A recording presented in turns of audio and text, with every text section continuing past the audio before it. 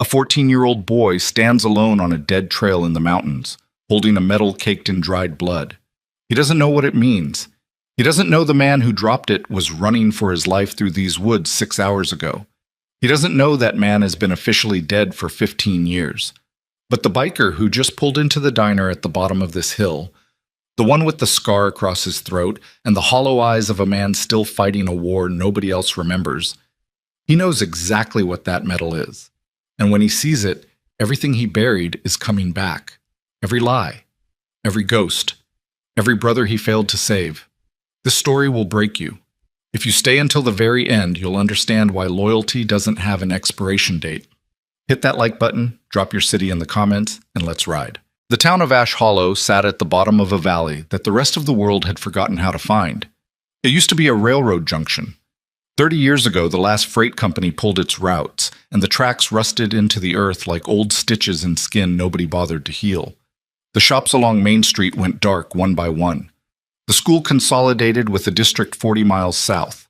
The post office stayed open 3 days a week, staffed by a woman in her 70s who still sorted letters by hand because nobody had taught her the new system, and nobody planned to. What remained was a gas station, a diner called Mabel's that smelled permanently of burned coffee and bacon grease, and a collection of houses scattered along dirt roads that led to nothing but timber country and abandoned mining claims. It was the kind of place people passed through on their way to somewhere that mattered. Noah Mercer had lived here his entire 14 years, and he had never once been to a place that mattered. He woke before dawn the way he always did. Not from an alarm, but from the cold. The baseboard heater in his room had stopped working in March. His mother had called the landlord twice. The landlord had not called back. Noah had learned to sleep in 2 sweatshirts and a pair of wool socks he'd found at the Goodwill drop box behind the gas station.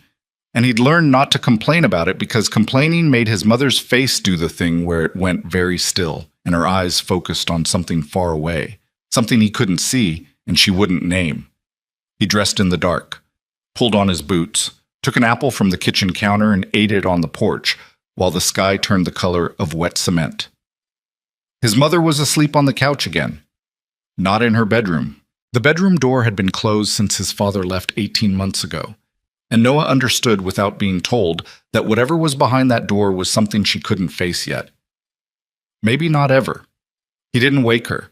He never woke her. Instead, he grabbed his backpack, the one with the broken zipper he'd fixed with a safety pin, and walked north along the gravel shoulder of Route 9 until the road curved into the trees and the trail system began. This was what Noah did. Every morning before school and every weekend from dawn until the light failed. He walked the old trails, the hiking paths that the Forest Service had stopped maintaining, the logging roads that led to clear cuts now thick with second-growth pine, the railroad grades where the ties had rotted and wildflowers pushed through the ballast. He collected things, not valuable things, not things anyone else wanted. Buttons, broken pocket knives, rusted railroad spikes, a cracked compass, a pair of reading glasses with one lens missing. The detritus of people who had passed through and left pieces of themselves behind without noticing. He kept them in a shoebox under his bed. He didn't know why. He only knew that finding something someone had lost made him feel like he mattered, even if the person who lost it would never know he existed. This morning the air was sharp. October had arrived overnight with a cruelty that felt personal. Frost on the grass, ice in the puddles, a wind that came down from the mountains carrying the smell of dead leaves and something metallic, something that tasted like old pennies when he breathed through his mouth. He followed the North Fork Trail for 2 miles, past the collapsed footbridge, past the place where a mudslide had taken out 30 yards of hillside last spring, past the rusted hulk of a truck that had been there so long the forest was growing through its cab. He almost missed it. A glint in the mud, half buried, dull bronze catching the first gray light of morning. Noah crouched, brushed the mud away with his fingers, pulled it free. It was a medal. Military, he thought, though it didn't look like anything he'd seen in movies or history books. It was heavy, custom-made maybe. One side bore an engraving he couldn't fully read. Letters worn smooth by years of being held, rubbed, carried close to someone's body. The other side had a symbol he didn't recognize. 2 crossed rifles beneath a set of wings, and below that, a number. Just a number. No name, no branch, no unit designation. The ribbon was torn. The pin on the back was bent at an angle that suggested force, like someone had ripped it from fabric in a hurry, and surrounding it, in the soft mud of the trail, were footprints. Fresh ones. Deep heel strikes. Long stride. Someone running. Not jogging, running. The kind of desperate, uneven gait that meant fear. Noah stood slowly, followed the prints with his eyes. They came from the south, from the direction of the old mining road, and they disappeared north into the thick timber where the trail narrowed to nothing. Beside the footprints, other marks. Wider boots. Multiple sets, moving in the same direction but spread apart, the way hunters space themselves when driving game toward a kill zone. And there, on the bark of a pine tree at shoulder height, a dark smear. Noah touched it. His fingers came away red-brown, not old, not dried completely. Hours, maybe. A few hours at most. His stomach tightened. "Someone lost this while running away," he whispered. To nobody, to the trees, to the silence that pressed against him from every direction like a held breath. He put the medal in his pocket. He should have gone home. He knew that. He should have gone home and told his mother, or called the sheriff's office, or done any of the things a reasonable person would do when they found blood and boot prints and a torn medal on a trail at 6 in the morning. But Noah Mercer was 14 years old in a town that had forgotten him, raised by a mother who was drowning in a grief she couldn't name, abandoned by a father who had driven away without looking in the rearview mirror. He had learned through 1,000 small lessons that calling for help meant waiting for help that wouldn't come. So instead of going home, he went to the diner. Mabel's opened at 5:30. It was the only place in Ash Hollow where you could sit indoors without being asked what you wanted. Because Mabel, whose real name was Diane, but nobody remembered why the sign said Mabel, would pour you coffee and leave you alone until you were ready to talk or ready to leave. Noah had $3 in his pocket, enough for a cup of hot chocolate and a seat by the window where the heater worked. He was halfway through the door when he heard them. Not the engines. Not yet. First the silence. The way every conversation in the diner stopped at once, like someone had pulled a plug. Then the rumble, low, deep.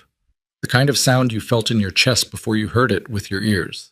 Multiple engines, heavy bikes, the unmistakable growl of V-twins rolling slow through a town that didn't get visitors. Noah stood in the doorway and watched them come. 7 motorcycles, riding in formation. Not the loose recreational cluster of weekend riders. This was tight, disciplined, deliberate.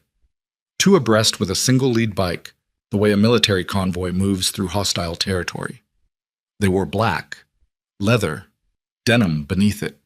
Their cuts bore a patch Noah couldn't read from this distance, but the design was stark. A set of wings spread wide above a clenched fist holding a single burning torch. The Iron Vigil Motorcycle Club. They pulled into the gravel lot beside the diner, killed their engines one by one, in sequence, the way men do when they've been riding together long enough that even stopping is choreographed. Nobody inside the diner moved. The lead rider was the last to dismount. He was tall. Not the kind of tall that came from genetics alone. This was the height of a man who refused to let the world push him into a smaller shape. Late 40s. Gray threaded through dark hair that he wore pushed back from a face that looked like it had been assembled from spare parts. A nose broken at least twice, a jaw that could have been carved from railroad tie, and a scar that ran from beneath his left ear down across his throat and disappeared into the collar of his jacket. His eyes were the problem. Not cold, not cruel. Worse than that. Empty. The kind of empty that happens when a man has seen something that burned out every soft thing inside him and left nothing but the machinery of staying alive. Ryder Callahan pushed through the door of Mabel's like he owned it. Not with arrogance, with the simple, terrifying certainty of a man who had walked into worse places and walked out carrying the bodies of friends. Behind him, 6 men filed in. They didn't speak. They didn't need to. They found seats the way soldiers find cover, instinctively, with their backs to walls and their eyes on exits. Diane brought coffee without being asked. Her hands were steady. She'd been pouring coffee for strangers in this town for 31 years, and she had learned that the ones who looked dangerous were usually less trouble than the ones who looked polite. Ryder sat at the counter, wrapped both hands around the mug, stared at the coffee the way a man stares at a fire when he's trying not to think about what's burning. Noah watched from his table by the window. He should have looked away. He knew that. You don't stare at men like this. You don't draw their attention. You make yourself small and quiet and forgettable, the way Noah had spent his entire life learning to do. But the metal in his pocket felt heavy, heavier than it should have been. And something, not courage, nothing as noble as that, just the desperate, irrational need to give someone the thing they had lost, made him stand up. He walked to the counter. Ryder didn't look at him. "Excuse me," Noah said. His voice was thin. He hated how thin it sounded. Ryder's eyes moved, not his head, just his eyes. They found Noah the way a scope finds a target. Quick, precise, already calculating distance and threat level before the conscious mind catches up. "Yeah." One word. Low. Rough. A voice that had been shouting orders over gunfire and screaming engines for decades and had never fully recovered. Noah reached into his pocket, pulled out the metal, set it on the counter between them. "I found this on the North Fork Trail this morning. Someone lost it. I think someone dropped it while they were running." Ryder looked at the metal. For 3 seconds, nothing happened. Then something did. It started in his hands, a tremor, subtle enough that most people wouldn't have noticed.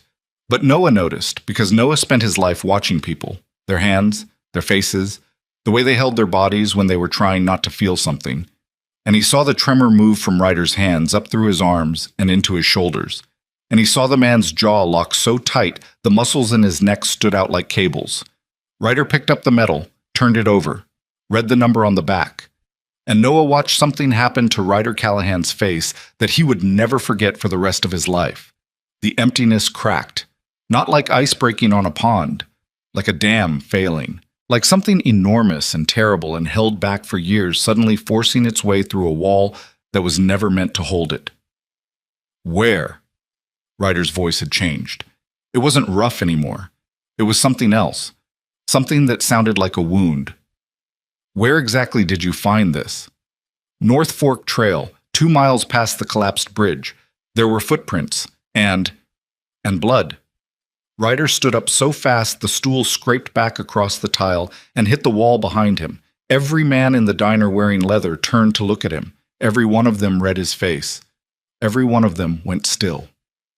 Deacon. The name was enough. A man at the corner table, broad, bearded, with hands like engine blocks and eyes that had seen the same war Ryder had, stood without a word. "Get Hatch. Get Sullivan. Get everyone one." "What is it?" Ryder held up the metal. His hand was shaking.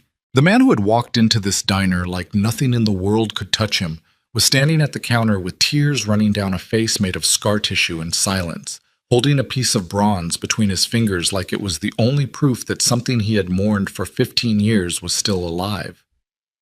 "It's Ethan's." Deacon's face changed. Ryder, that's not possible. Cross is dead. He's been dead since..." "I know what we were told. I know what the file said. I know what they put on the wall. I am looking at his medal, Deacon, the custom one, the one with the number. There is nobody else on this earth who has this medal." Silence.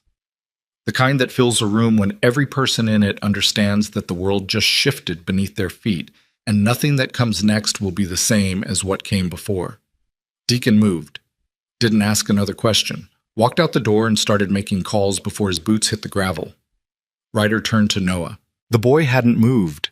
He stood at the counter with his hands at his sides and his eyes wide, not with fear, with the look of someone who has spent his entire life being invisible and has just been seen for the first time. "What's your name?" "Noah." "Noah, you're going to show me exactly where you found this, every step, every mark in the dirt, every broken branch. Can you do that?" It wasn't really a question. Noah understood that. But he also understood something else, something he couldn't have articulated but felt in his bones, the way you feel thunder before you hear it. This man needed him, not the way his mother needed him, as a reminder of a life that had collapsed, not the way his teachers needed him, as a quiet body filling a seat. This man needed him the way one human being needs another when something essential has been lost, and the only way to find it leads through someone else's knowledge. Yes, Noah said, I can do that. They rode out of Ash Hollow 20 minutes later. Noah on the back of Ryder's bike, his arms wrapped around the man's waist, the metal back in Ryder's chest pocket pressed against whatever was left of his heart. The trail was exactly as Noah had left it. Worse, actually. In the 2 hours since Noah had been there, more tracks had appeared. Vehicle tracks this time. Heavy tires. The kind that belonged to SUVs or tactical vehicles, cutting deep ruts into the mud where the trail met the logging road. Ryder crouched beside the blood smear on the pine tree, touched it the way Noah had, looked at his fingers. His face was a locked room. Multiple pursuers, Sullivan said from behind him. Sullivan was the club's tracker, a former Army Ranger who had spent 3 tours reading footprints in places where misreading them meant dying. At least 4. Spread patterns suggest coordinated pursuit. They were driving him north toward the old mining district. Meridian territory, Hatch said quietly. Hatch was older than the rest. White beard, calm eyes. The kind of man who never raised his voice because he'd learned decades ago that quiet words from the right mouth carried more weight than shouting. The Meridian Group's been running security contracts out of those old mine facilities for years. Private military. Nobody goes up there. Somebody did, Ryder said. Somebody went up there bleeding and running and dropped this metal on purpose. On purpose? Ryder stood, looked north. The mountains rose like broken teeth against a sky that was rapidly filling with clouds, dark and heavy, the kind that brought early snow to elevations above 4,000 feet. Ethan Cross was the most disciplined operator I ever served with. He didn't drop things. He didn't lose things. He didn't make mistakes under pressure. If this metal was on that trail, he put it there. He put it there because he knew, somehow, after 15 years, that I would find it. Or that someone would find it and bring it to you, Deacon said. Everyone looked at Noah. The boy stood at the edge of the trail with his hands in his pockets, mud on his boots, frost in his hair, looking back at 7 men who carried the weight of wars on their shoulders and the scars of betrayal on their skin. I just pick up things people lose, Noah said quietly. That's all I do. Ryder watched the boy for a long moment. Something shifted in his expression. Not softness. Men like Ryder didn't do softness, but recognition.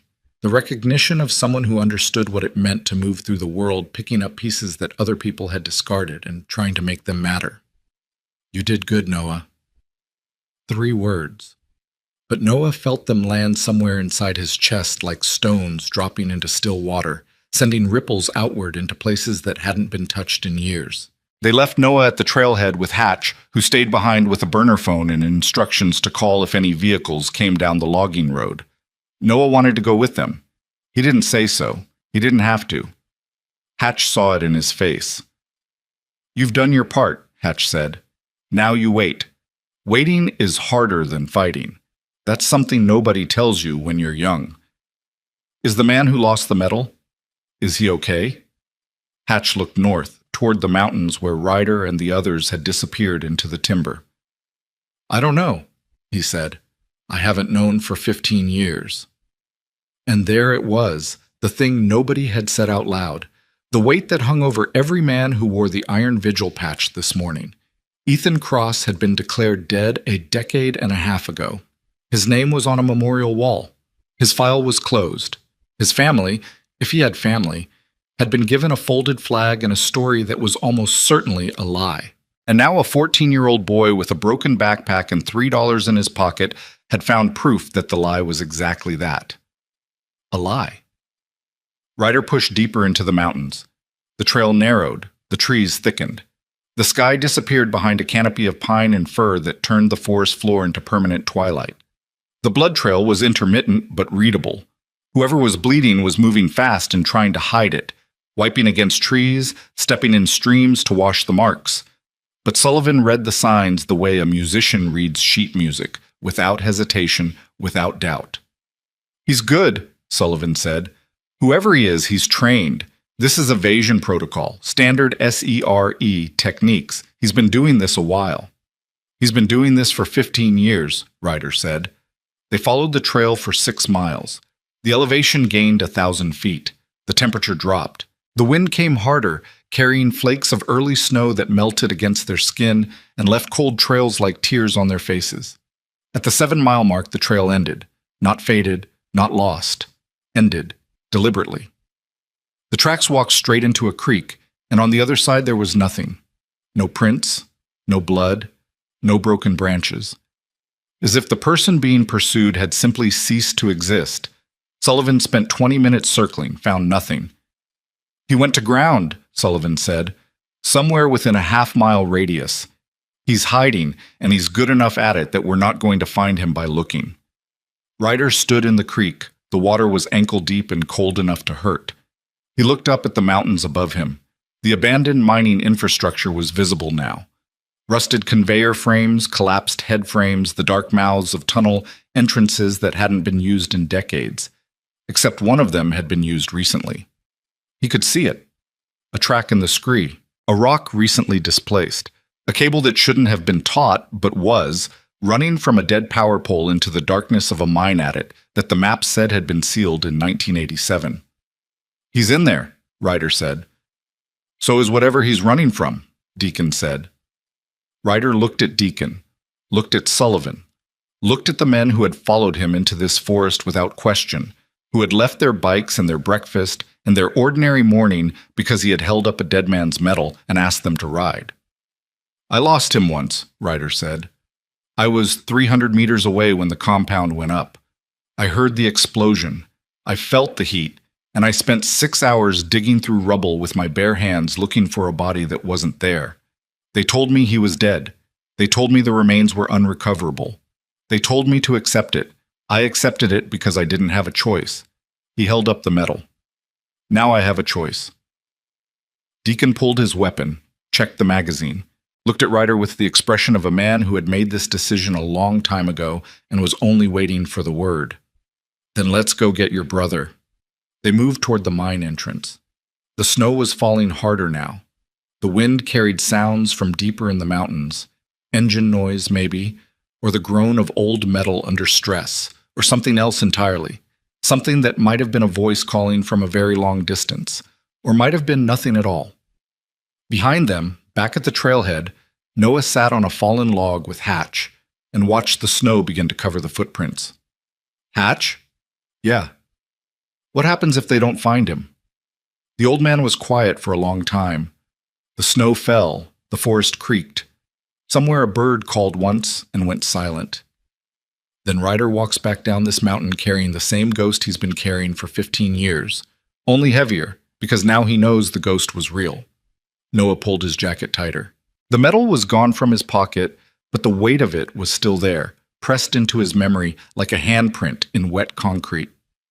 Somewhere above them, in the dark throat of an abandoned mine, Ryder Callahan stepped into the blackness, with his flashlight cutting a narrow beam through air that tasted like rust and old stone, and the particular silence that exists in places where men have hidden things they never wanted found. And from deep inside that silence, barely audible over the sound of his own breathing and the hammer of his own heart, came a sound. A tap. Then another. Then a pattern. 3 short. 3 long. 3 short. A signal Ryder hadn't heard in 15 years. A signal only 2 men in the world knew. His light found the darkness ahead. His boots found the stone beneath him. His hand found the cold steel of the metal in his pocket. And somewhere in the black space beyond his light, Ethan Cross, the ghost, the dead man, the brother who had never stopped fighting even after the world declared him finished, was waiting for the only person he had left to trust. Ryder walked deeper. The mountains swallowed him whole. The signal came again. 3 short. 3 long. 3 short. Ryder stopped breathing, held the flashlight steady with a hand that refused to stop shaking. The beam cut a white line through dust that hung in the air like smoke from a fire that had gone out years ago and never fully cleared. The tunnel was narrower than it looked from outside. Timber supports bowed under the weight of the mountain above them, some cracked, some replaced with steel braces that were newer, years newer, not decades, bolted into the rock with hardware that didn't belong in a mine sealed since 1987. Someone had been maintaining this place. Someone had been using it. Ryder. Deacon's voice behind him. Low. The kind of low that meant he'd seen the same thing and was already doing the math. Those braces. Those are military-grade supports. This isn't some squatter's hideout. I know. We don't know what's in there. I know that too. So we're just walking in. Ryder didn't answer. He walked. The darkness pressed against his light like something alive, something that didn't want to be pushed back. The air got colder.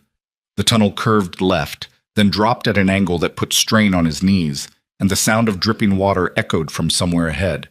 Irregular, arrhythmic, like a clock that had lost track of time. 40 meters in, 60, 80. The tapping stopped. Ryder stopped with it, listened. Behind him, Sullivan and Deacon and two others, Maddox and a younger rider named Cole, stood in a line with their lights carving separate wounds into the dark. Nobody spoke. The only sounds were breathing and the drip and the deep geological groan of a mountain settling against itself. Then a voice, thin, wrecked. The voice of a man who hadn't spoken to another human being in weeks, maybe months, and whose throat had forgotten how to shape words without pain. If you're here to kill me, you're late. Ryder closed his eyes, opened them. He knew that voice. 15 years had stripped it down to wire and rust, but he knew it the way you know your own name. Not by thinking, by being. Ethan. Silence. Ethan. It's Ryder. More silence. Then a sound that might have been a laugh, or might have been a sob, or might have been something that didn't have a name because it lived in the space between the two where language breaks down, and all that's left is the raw noise of a human being encountering something they had stopped believing was possible. Prove it.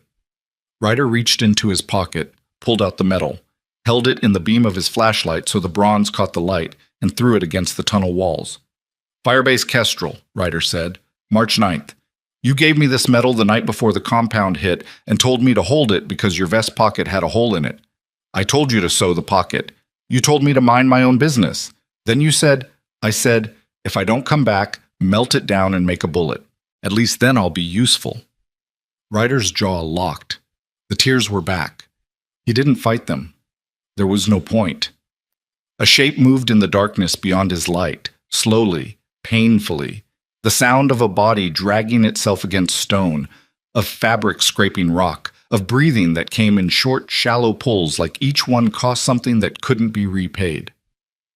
Ethan Cross moved into the light. He looked like a man the world had tried to erase, gaunt, hollow-cheeked, a beard that had gone gray in patches. His left arm was bound to his chest with a makeshift sling torn from what looked like a military-grade rain jacket. His right hand was wrapped in cloth stained dark. His eyes, those eyes that Ryder remembered as sharp, bright, always calculating 3 moves ahead, were sunken and ringed with exhaustion so deep it looked permanent, but alive, breathing, standing, barely, in a mine shaft under a mountain in a town that nobody remembered 15 years after the world had written him off as collateral damage. You look terrible, Ryder said. You look old, Ethan said. Ryder crossed the distance in 4 steps, caught Ethan as the man's legs gave out, held him, not gently. There was nothing gentle about 2 men who had survived the same war gripping each other in the dark, but completely. The way you hold something you thought was gone and find you were wrong, and the relief is so enormous it becomes its own kind of pain. I went back, Ryder said into Ethan's shoulder. I dug for 6 hours. They had to drag me out. I know, I watched from the tree line. I couldn't. They told me if I made contact, they'd kill everyone on the recovery team. So I watched you dig, and I walked away. Ryder pulled back, looked at Ethan's face. The words landed like rounds impacting at close range. You felt the shock before you felt the damage. You were alive. You were right there. And you let me believe I let you survive. The silence that followed was the kind that changes the shape of a conversation permanently. Deacon stood behind Ryder with his flashlight pointed at the ground, his face unreadable. Sullivan hadn't moved. Maddox and Cole exchanged a look that said neither of them understood what they were witnessing, but both of them understood it was not something to interrupt. Ethan swayed. Ryder steadied him, lowered him to a rock ledge along the tunnel wall, pulled a water bottle from his pack and held it while Ethan drank in small, careful sips. "How bad?" Ryder said. "2 ribs, left shoulder dislocated. I said it myself, but it's not right. Lacerations on my hands from the climb. Nothing that'll kill me today." "What will kill you today?" Ethan's eyes moved to the tunnel entrance behind them. Beyond it, the mountain. Beyond that, the mining district where the vehicle tracks had come from. Meridian Defense Solutions, private military contractor. They've been operating out of the old Ash Hollow mining complex for approximately 9 years. Off books. No oversight. They run logistics for people who can't afford to have logistics. Arms transfers, prisoner transport, evidence disposal. They are very good at making people disappear. And they're making you disappear. They've been trying. I've been harder to erase than most. Deacon stepped forward. His voice was measured, but his eyes were not. "Hold on. Back up. You've been alive for 15 years. 15 years, Cross." Ryder carried a folded flag to your mother's house, stood on her porch while she screamed. "He hasn't slept through the night since Firebase Kestrel. And you're telling us you were alive the whole time because... what? Because you were collecting evidence?" Ethan looked at Deacon the way a surgeon looks at a wound, with detachment that was itself a form of pain. "Because the people who destroyed Kestrel are the same people running Meridian, the same people who sold classified intelligence that got 12 Americans killed, the same people who pocketed $37 million in reconstruction funds while the villages they were supposed to rebuild burned. I saw the proof. I had the proof. And I knew that if I surfaced, they would bury it and bury me and bury everyone who ever touched it. So you played dead. I became dead. There's a difference. Playing dead is a trick. Becoming dead is a life. I've had 11 identities in 15 years. I've lived in basements, storage units, the back rooms of churches in countries I can't name. I learned to cut my own hair, set my own bones, make my own documents. I learned to eat cold food in the dark and sleep in 2-hour intervals and never tell a living soul my real name." He paused. The breathing was worse now. Each inhale had a hitch in it, a catch, like his lungs were negotiating with his broken ribs over how much air they'd allow. "I was going to die anonymous. I accepted that. But 6 days ago, Meridian found my last safe house. I don't know how. A facial recognition hit, maybe? A database match? It doesn't matter. They came in the night. I had 90 seconds to grab the evidence and run." "The evidence," Ryder said. Ethan pointed at the metal in Ryder's hand. "Inside the metal, microchip soldered beneath the backing plate, everything. 15 years of evidence. Transaction records, communications, kill orders, names, dates, proof that would burn Meridian and every government official who enabled them." Ryder looked at the metal in his hand. The weight of it had changed. It wasn't just bronze anymore. It was a weapon. "You could have mailed it, sent it to a reporter, dropped it at a federal building." Ethan shook his head slowly. "You don't understand how deep this goes. Meridian has people inside every agency. DOJ, FBI, Pentagon.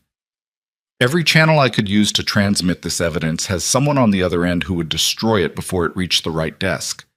I've tried 3 times. Each time, the person I trusted ended up dead within a week." "So you dropped it on a hiking trail?"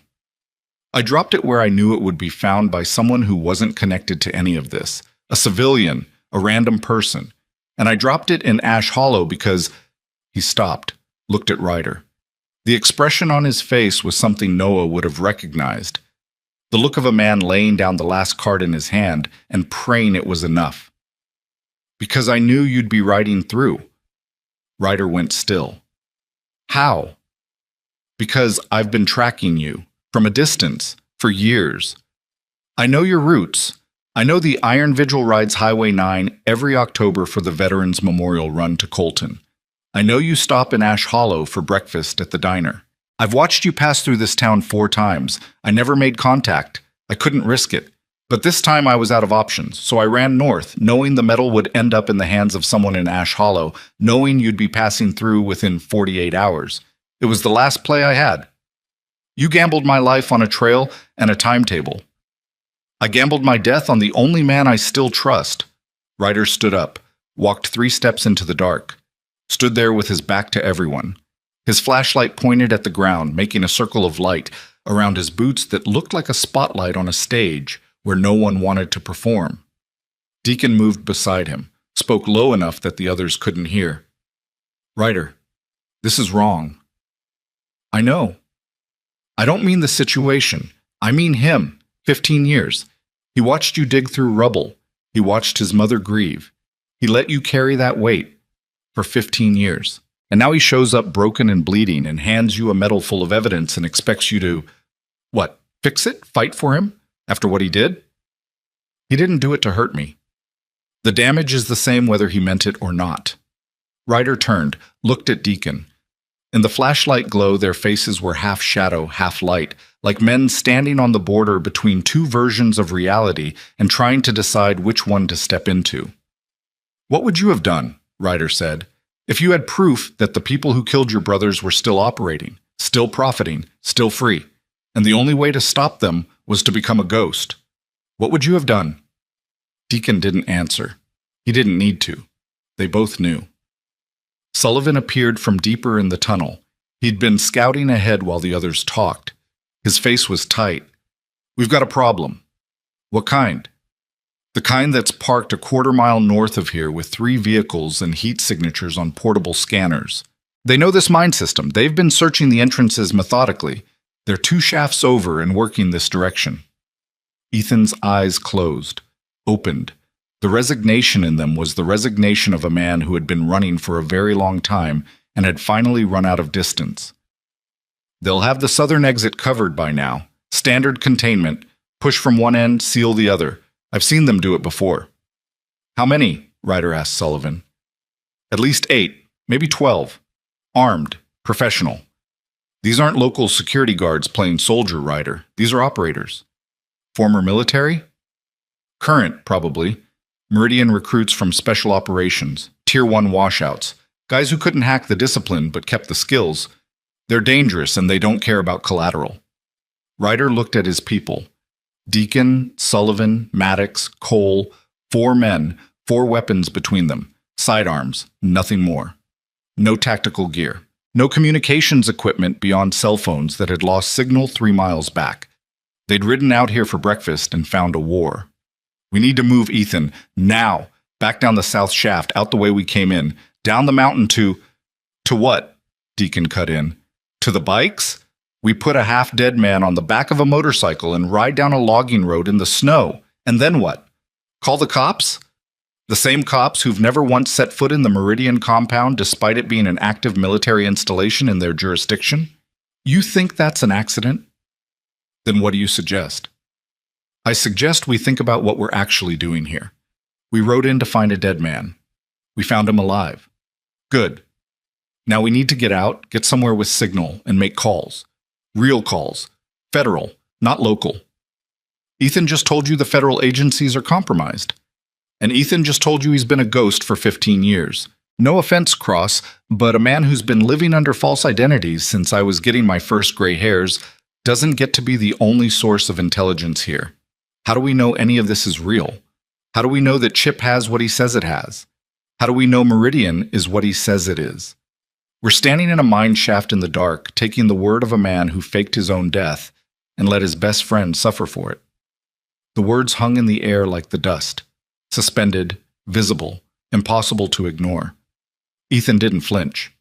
He looked at Deacon with an expression that wasn't anger or hurt, but something older, acceptance, the kind a man develops when he's heard every possible objection to his existence and has stopped trying to argue against them.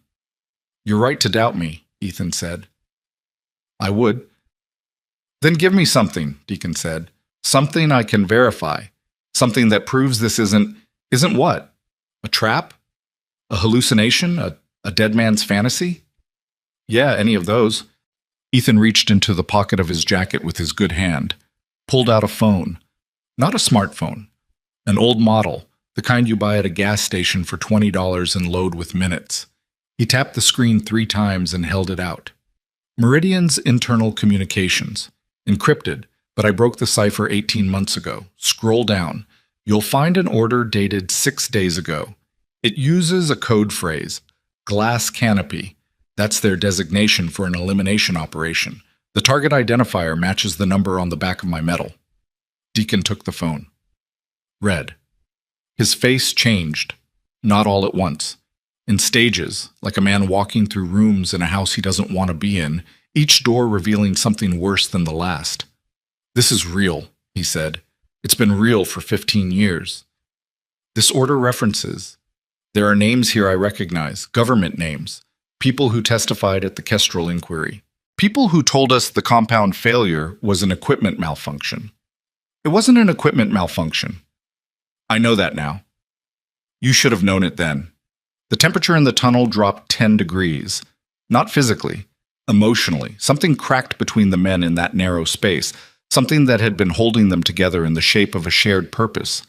And through the crack came the cold air of old grievances and unanswered questions, and the particular kind of fury that comes from learning you were lied to by people you were willing to die for. We all should have known, Ryder said. His voice was quiet, controlled.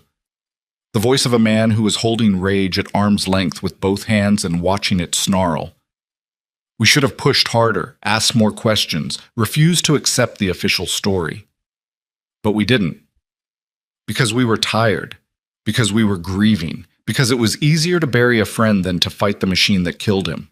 Ryder, don't tell me I couldn't have known. I could have. I chose not to. That's a different thing. Sullivan's hand went up. Everyone went silent. Footsteps. Not inside the tunnel, above it, on the surface, the crunch of boots on gravel and frozen ground, multiple sets, moving with purpose. Then a voice, muffled by rock but audible. A radio voice. Clipped. Professional. Shaft 7 clear. Moving to shaft 9. Copy. Shaft 9 was where they were standing. Sullivan killed his flashlight. The others followed. Darkness swallowed them whole. The only light came from the faint gray glow of the entrance behind them, 100 meters back, rapidly dimming as the snowfall thickened outside. We're out of time, Ethan whispered. There's a passage, deeper in. It connects to the old ore processing facility on the east face. I've used it before, but it's tight, and it's a quarter mile through darkness. Can you walk it? Ryder said. I can crawl it if I have to. You won't have to. Ryder turned in the dark, found Ethan by sound, by the rasp of his breathing, got under his good arm, took his weight, felt the bones too close to the skin, the heat of fever coming off him, the tremor of a body running on nothing but willpower and the chemical remnants of adrenaline. Deacon. Point. Sullivan. Rear. Maddox, Cole. Cover our 6. No lights until we're past the junction. Ryder. Deacon's voice in the dark. If they're in shaft 9 in the next 10 minutes, they'll find our tracks. They'll know someone was here. And they'll seal every exit in this mountain. Then we have 9 minutes. That's not what I mean. I mean, this goes one of 2 ways. We get out of this mine with Cross and his evidence, and we blow this wide open. Or we get trapped in here with 8 to 12 armed operators between us and daylight. There is no middle ground. There is no do-over. Whatever we decide in the next 30 seconds, we live with. Silence. Not the silence of uncertainty. The silence of men who have already decided and are waiting for the signal to move. I lived with losing him for 15 years, Ryder said. I'm not doing it twice. They moved. Into the dark. Into the mountain. Away from the entrance where flashlight beams were beginning to sweep the first 20 meters of shaft 9. Away from the sound of boots and radio chatter and the mechanical precision of men who were paid to find people and make them disappear. Ethan leaned against Ryder. Each step cost him. Each breath was a negotiation between his body and his will. The passage narrowed, the ceiling dropped, the air turned thick and wet and tasted like iron and old stone and the buried patience of a mountain that had swallowed men before and felt nothing about it. Behind them, a flashlight beam appeared at the shaft 9 entrance. A voice. Fresh tracks. Recent. Multiple. Another voice. Glass canopy is active. All units converge. Ryder didn't look back. He couldn't. The passage was too narrow to turn. He could only move forward, deeper into the dark, carrying a man who had been dead for 15 years and was now the most dangerous person alive to the most powerful people in the room. The metal was in his pocket. The evidence was in the metal. The truth was in the evidence. And the mountain was closing around them like a fist. Ahead, nothing but blackness. Behind, the sound of men who would kill everyone in this tunnel for the contents of a bronze disc the size of a $50. Ryder shifted Ethan's weight, felt the man's grip tighten on his shoulder, felt beneath the layers of exhaustion and pain and 15 years of running, something that was still unbroken, still sharp, still fighting. "Stay with me," Ryder said. "I've been staying with you for 15 years, Ethan said. "You just didn't know it." The passage dropped. The darkness deepened. And somewhere behind them, in the shaft they had just left, the radio crackled with the words that meant the world they were standing in had officially ceased to have exits. All shafts sealed. Nobody leaves this mountain. Ryder kept walking, into the dark, into the only direction that was left. The passage was 3 feet wide and shrinking. Ryder moved sideways, his shoulder scraping stone, Ethan's weight pulling against him like an anchor dragging across a seabed. The darkness was absolute, not the darkness of a room with the lights off, where shapes still existed in memory, but the darkness of deep earth, the kind that pressed against your open eyes and made them doubt they were open at all. Sullivan counted steps behind them. Old habit, ranger habit. When you couldn't see, you measured. When you couldn't measure, you counted. When you couldn't count, you were already dead. 212, Sullivan whispered. 213. How far? Deacon said from the front. He was leading by touch, his left hand against the wall, his right holding a weapon he couldn't aim because there was nothing to see. 1/4 mile, Ethan breathed. Maybe less. The passage opens into the ore processing level. There's a staging area, equipment room, multiple exits to the surface. Multiple exits that Meridian knows about, Maddox said. Yes. So we're walking from one trap into another. We're walking from a sealed shaft into a facility with options. Options are better than a dead end. Nobody argued. There was nothing to argue with. The math was simple. Behind them, armed men moving through Shaft 9. Ahead, a facility controlled by the people hunting Ethan. Between the two, 5 bikers and a broken man in a passage that smelled like wet iron and old death, and a metal carrying evidence that could burn an empire to the ground. The ceiling dropped again. Ryder ducked, felt Ethan try to fold his injured body lower and heard the sound, a sharp, involuntary gasp that the man cut off with his teeth, literally biting down on the noise before it could escape. You good? Define good. Alive. Then I'm exceptional. The passage leveled, widened, and then, ahead, not light exactly, but the absence of total darkness. A shift in the quality of the black, from solid to permeable, as if the air ahead held memory of illumination even if none currently existed. Deacon stopped, raised a fist. Everyone stopped behind him. A sound, distant but distinct. Not footsteps, not voices. The hum of a generator. Low, steady, mechanical. The kind of sound that meant power, which meant equipment, which meant occupation. The facility is active, Deacon said. Parts of it, Ethan said. Meridian uses the processing level for staging, vehicles, supplies, communications equipment. The upper levels are abandoned. At least they were 6 months ago when I last mapped it. You mapped it.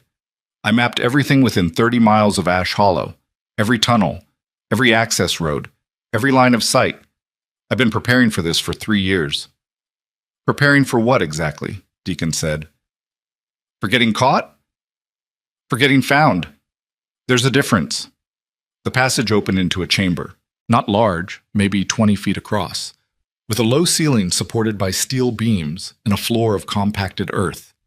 The generator sound was louder here, coming from somewhere below and to the east. A faint glow leaked through cracks in a metal door set into the far wall. Not electric light, but the green-white pulse of emergency lighting, the kind that ran on battery backup. Ryder eased Ethan onto the ground.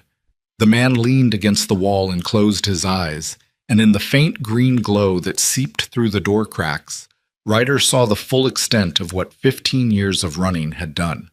It wasn't just the injuries, it was the architecture of the man himself, the way his body had been rebuilt around damage, compensating, adjusting, rerouting, the way a tree grows around a fence wire embedded in its trunk. Ethan Cross hadn't aged. He'd been eroded. "I need to tell you something," Ethan said, eyes still closed. "Before we go through that door, before whatever happens next, then tell me. Firebase Kestrel wasn't an accident. It wasn't equipment failure. It wasn't even an attack from outside. You said that. Meridian gave the order, but the order went through our chain of command, through people we reported to, people who signed our deployment papers and shook our hands and called us heroes at the memorial." Ryder felt something cold settle into his chest. Not surprise, something worse. The feeling of a thing you always suspected but never let yourself look at directly, the way you don't look at the sun because you know it'll burn. "Who?" "Colonel Marcus Vane." The name detonated in the silence like a grenade with a delayed fuse. Ryder didn't move, didn't breathe. His hands, which had been steady through the entire march through the tunnel, began to shake again. "Vane commanded Kestrel. Vane sold Kestrel. He traded our operational intelligence to Meridian's predecessor, a contractor called Obsidian Ridge, in exchange for a consulting position worth $2 million a year after his retirement. The intel compromise led to the compound breach. 12 men died. I survived because I was on the perimeter running a comm check when the explosion happened. I saw Vane's encrypted communications on a damaged laptop in the rubble. That's when I knew. Vane gave the eulogy. I know. Vane gave the eulogy at the memorial. He stood at a podium and talked about sacrifice and duty and the cost of freedom. He looked at the families. He looked at the mothers. He cried. I know, Ryder. He cried in front of the mothers of the men he killed. Yes. Ryder stood up, walked to the far wall, put both hands flat against the stone and leaned into it, arms locked, head down, breathing through his mouth. The posture of a man absorbing impact. The posture of a man who has been hit so hard in a place so deep that the pain hasn't reached the surface yet, and when it does, it's going to reshape everything. Deacon watched him. Sullivan watched him. Maddox and Cole stood in the shadows with the look of soldiers witnessing a commanding officer receive news that changes the nature of the mission. Nobody spoke. Nobody tried to comfort him. These were men who understood that some wounds need space, not touch. Where's Vane now? Ryder said to the wall. Retired. Lives in Virginia. Sits on the board of 3 defense contractors, one of which is Meridian's parent company. He plays golf. He has grandchildren. He goes to the memorial every year and lays a wreath for the men whose deaths he paid for. Is he on the chip? Every transaction, every communication, every order he signed, including the termination order for a sergeant named David Watts, who tried to file an internal report in 2014. Watts was found dead in his apartment. Ruled a suicide. It wasn't. I knew Watts. Everyone knew Watts. He was at the memorial, the first one. He stood next to me. And 6 months later, he started asking questions about the equipment failure report. And 2 months after that, he was dead. That's when I understood the shape of what I was dealing with. This isn't a rogue contractor, Ryder. This is an ecosystem. Military, intelligence, corporate, law enforcement. They're interconnected. They protect each other. They've been protecting each other for 20 years. Ryder pushed off the wall, turned. His face was different now. The emptiness from the diner, the hollow, burned-out look of a man who had stopped fighting something he couldn't name, was gone. In its place was something harder, colder, the face of a man who had just been given a target after years of shooting at ghosts. The chip in the metal. Everything is on it? Everything. Names, bank accounts, operational orders, kill authorizations, communication intercepts. Enough to bring federal indictments against 11 people, including Vane, 2 sitting members of a Senate Oversight Committee, and the current CEO of Meridian. Senators, Deacon said. Did I stutter? Deacon crossed his arms. The motion was deliberate. A man physically containing himself, folding his body into a smaller, tighter shape because the alternative was expansion, and expansion at this moment meant violence. You're telling us that 2 United States senators were involved in the murder of American servicemen. I'm telling you they took money from a company that traded American lives for defense contracts, and when the bodies started accumulating, they ensured the investigations went nowhere.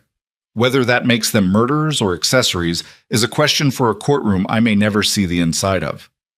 And you've been carrying this alone. I carry it lighter than the dead. The words stopped the room cold. Sullivan broke the silence. We can't stay here. If they're sweeping the shafts, they'll reach this junction within the hour. We need to move through the facility, find an exit they haven't sealed, and get off this mountain. And then what? Maddox said. He'd been quiet until now. A young rider, mid-20s, with the careful eyes of a man who had served 2 tours and come home to find that home no longer fit. We walk into a federal building and hand them a medal? Tell them a dead man gave it to us in a mine? Who takes that call? Who doesn't just put us in a room and lose the key? I have contacts, Ethan said. 2 people, one at the Inspector General's office, one at a media organization, not mainstream, she thought, investigative. The kind that doesn't fold under pressure. If I can get a signal, a real signal, satellite or hardline, I can transmit the chip contents to both simultaneously. Once it's in 2 places, it can't be contained. The story becomes too big to bury. You've thought about this. I've thought about nothing else for 15 years.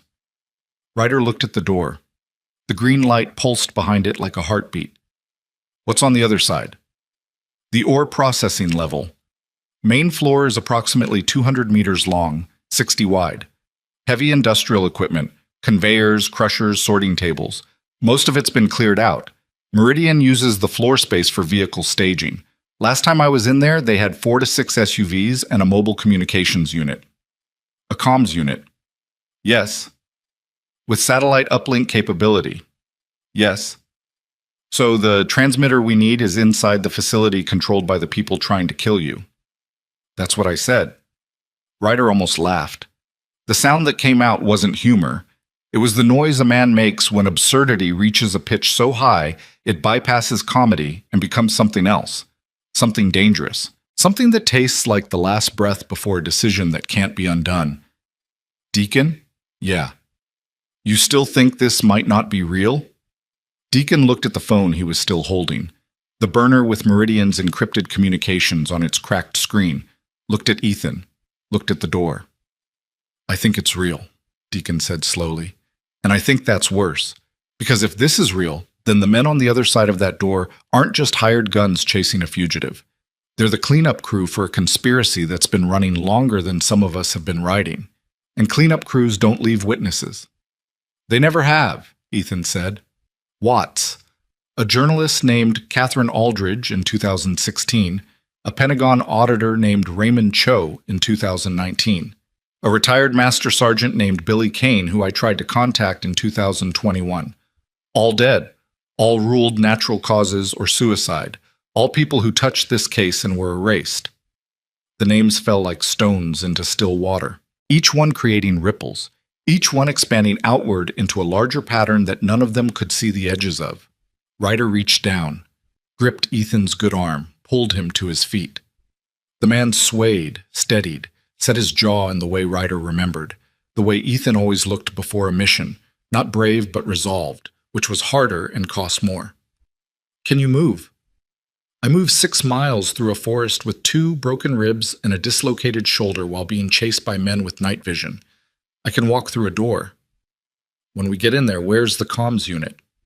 Northeast corner, raised platform, what used to be the foreman's office. They converted it into a tactical operations center. The satellite uplink is mounted on the roof above it. I've seen the dish from the ridge line. Security?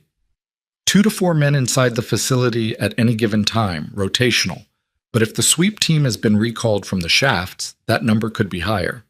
12, maybe 15. 15 armed operators, Cole said. He was the youngest. 23. His voice carried the particular steadiness of a man who was terrified and had decided to be steady anyway, the way young soldiers do when they realize that courage isn't the absence of fear, but the decision to function despite it. Against 5 of us with handguns. 4, Ethan said. I can't shoot, not with this arm. Outstanding. Cole. Ryder's voice, not sharp, just final, the way a door closing sounds. Nobody has to go through that door. This isn't an order. This isn't a club vote. If anyone wants to go back through that passage and take their chances with the shaft exit, I won't think less of you. I won't say a word. You ride away and forget you were ever on this mountain. Nobody moved. Nobody was going to move. And Ryder knew that because he knew these men the way he knew the weight of his own bike beneath him. By feel, by memory, by the 1,000 small agreements that accumulate between people who have chosen to face the same direction in the dark. Then we do it quiet. Deacon and I go through first. Sullivan takes the south approach. If there's a maintenance corridor, use it. Maddox, Cole, stay with Ethan. If you hear shooting, you don't come in. You take him back through the passage, and you get him off this mountain. The metal matters more than any of us. Ryder, the metal matters more. His voice broke on the word. Not much. Just a crack. A fracture in the surface of a man who had been holding himself together with discipline and grief and the desperate, unkillable hope that something he had lost might still be worth finding. Ethan dies. The evidence survives. That's the math. I don't like it either, but that's the math. Ethan looked at Ryder. The look between them was a conversation that happened below language. Two men who had shared a war, a death that wasn't real, a grief that was, and 15 years of silence that had changed the shape of both their lives in ways neither of them fully understood. Ryder, don't. If I don't say it now, then don't say it now. Say it when we're off this mountain and sitting at a bar somewhere ugly with cheap beer and no cell service. You can say everything you've been saving for 15 years, but not here, not in a mine shaft. You don't get to make this a goodbye. Ethan closed his mouth, nodded once. Ryder turned to the door, put his hand on the metal, felt the cold of it seep into his palm, into his bones, into the place where decisions are made before the mind catches up and calls them by name. He pushed. The door opened onto a catwalk. Below it, the processing floor stretched out like the belly of a dead machine, vast, hollow, lit by emergency strips that cast everything in a green-white glow that made shadows look like living things.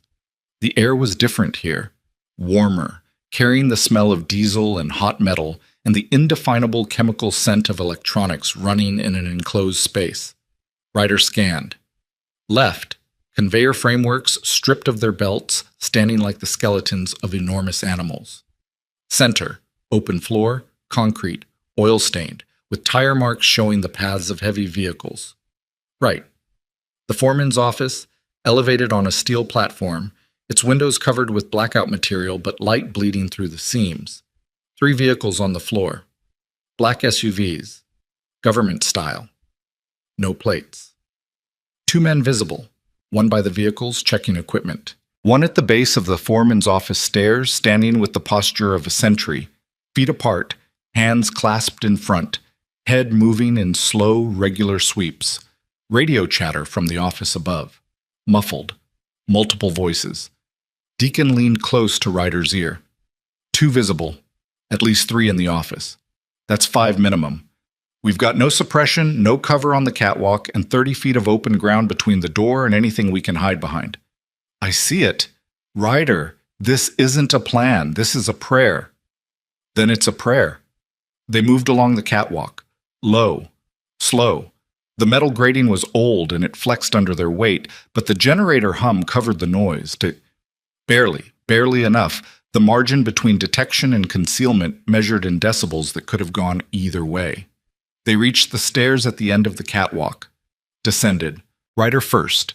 Deacon 2 steps behind.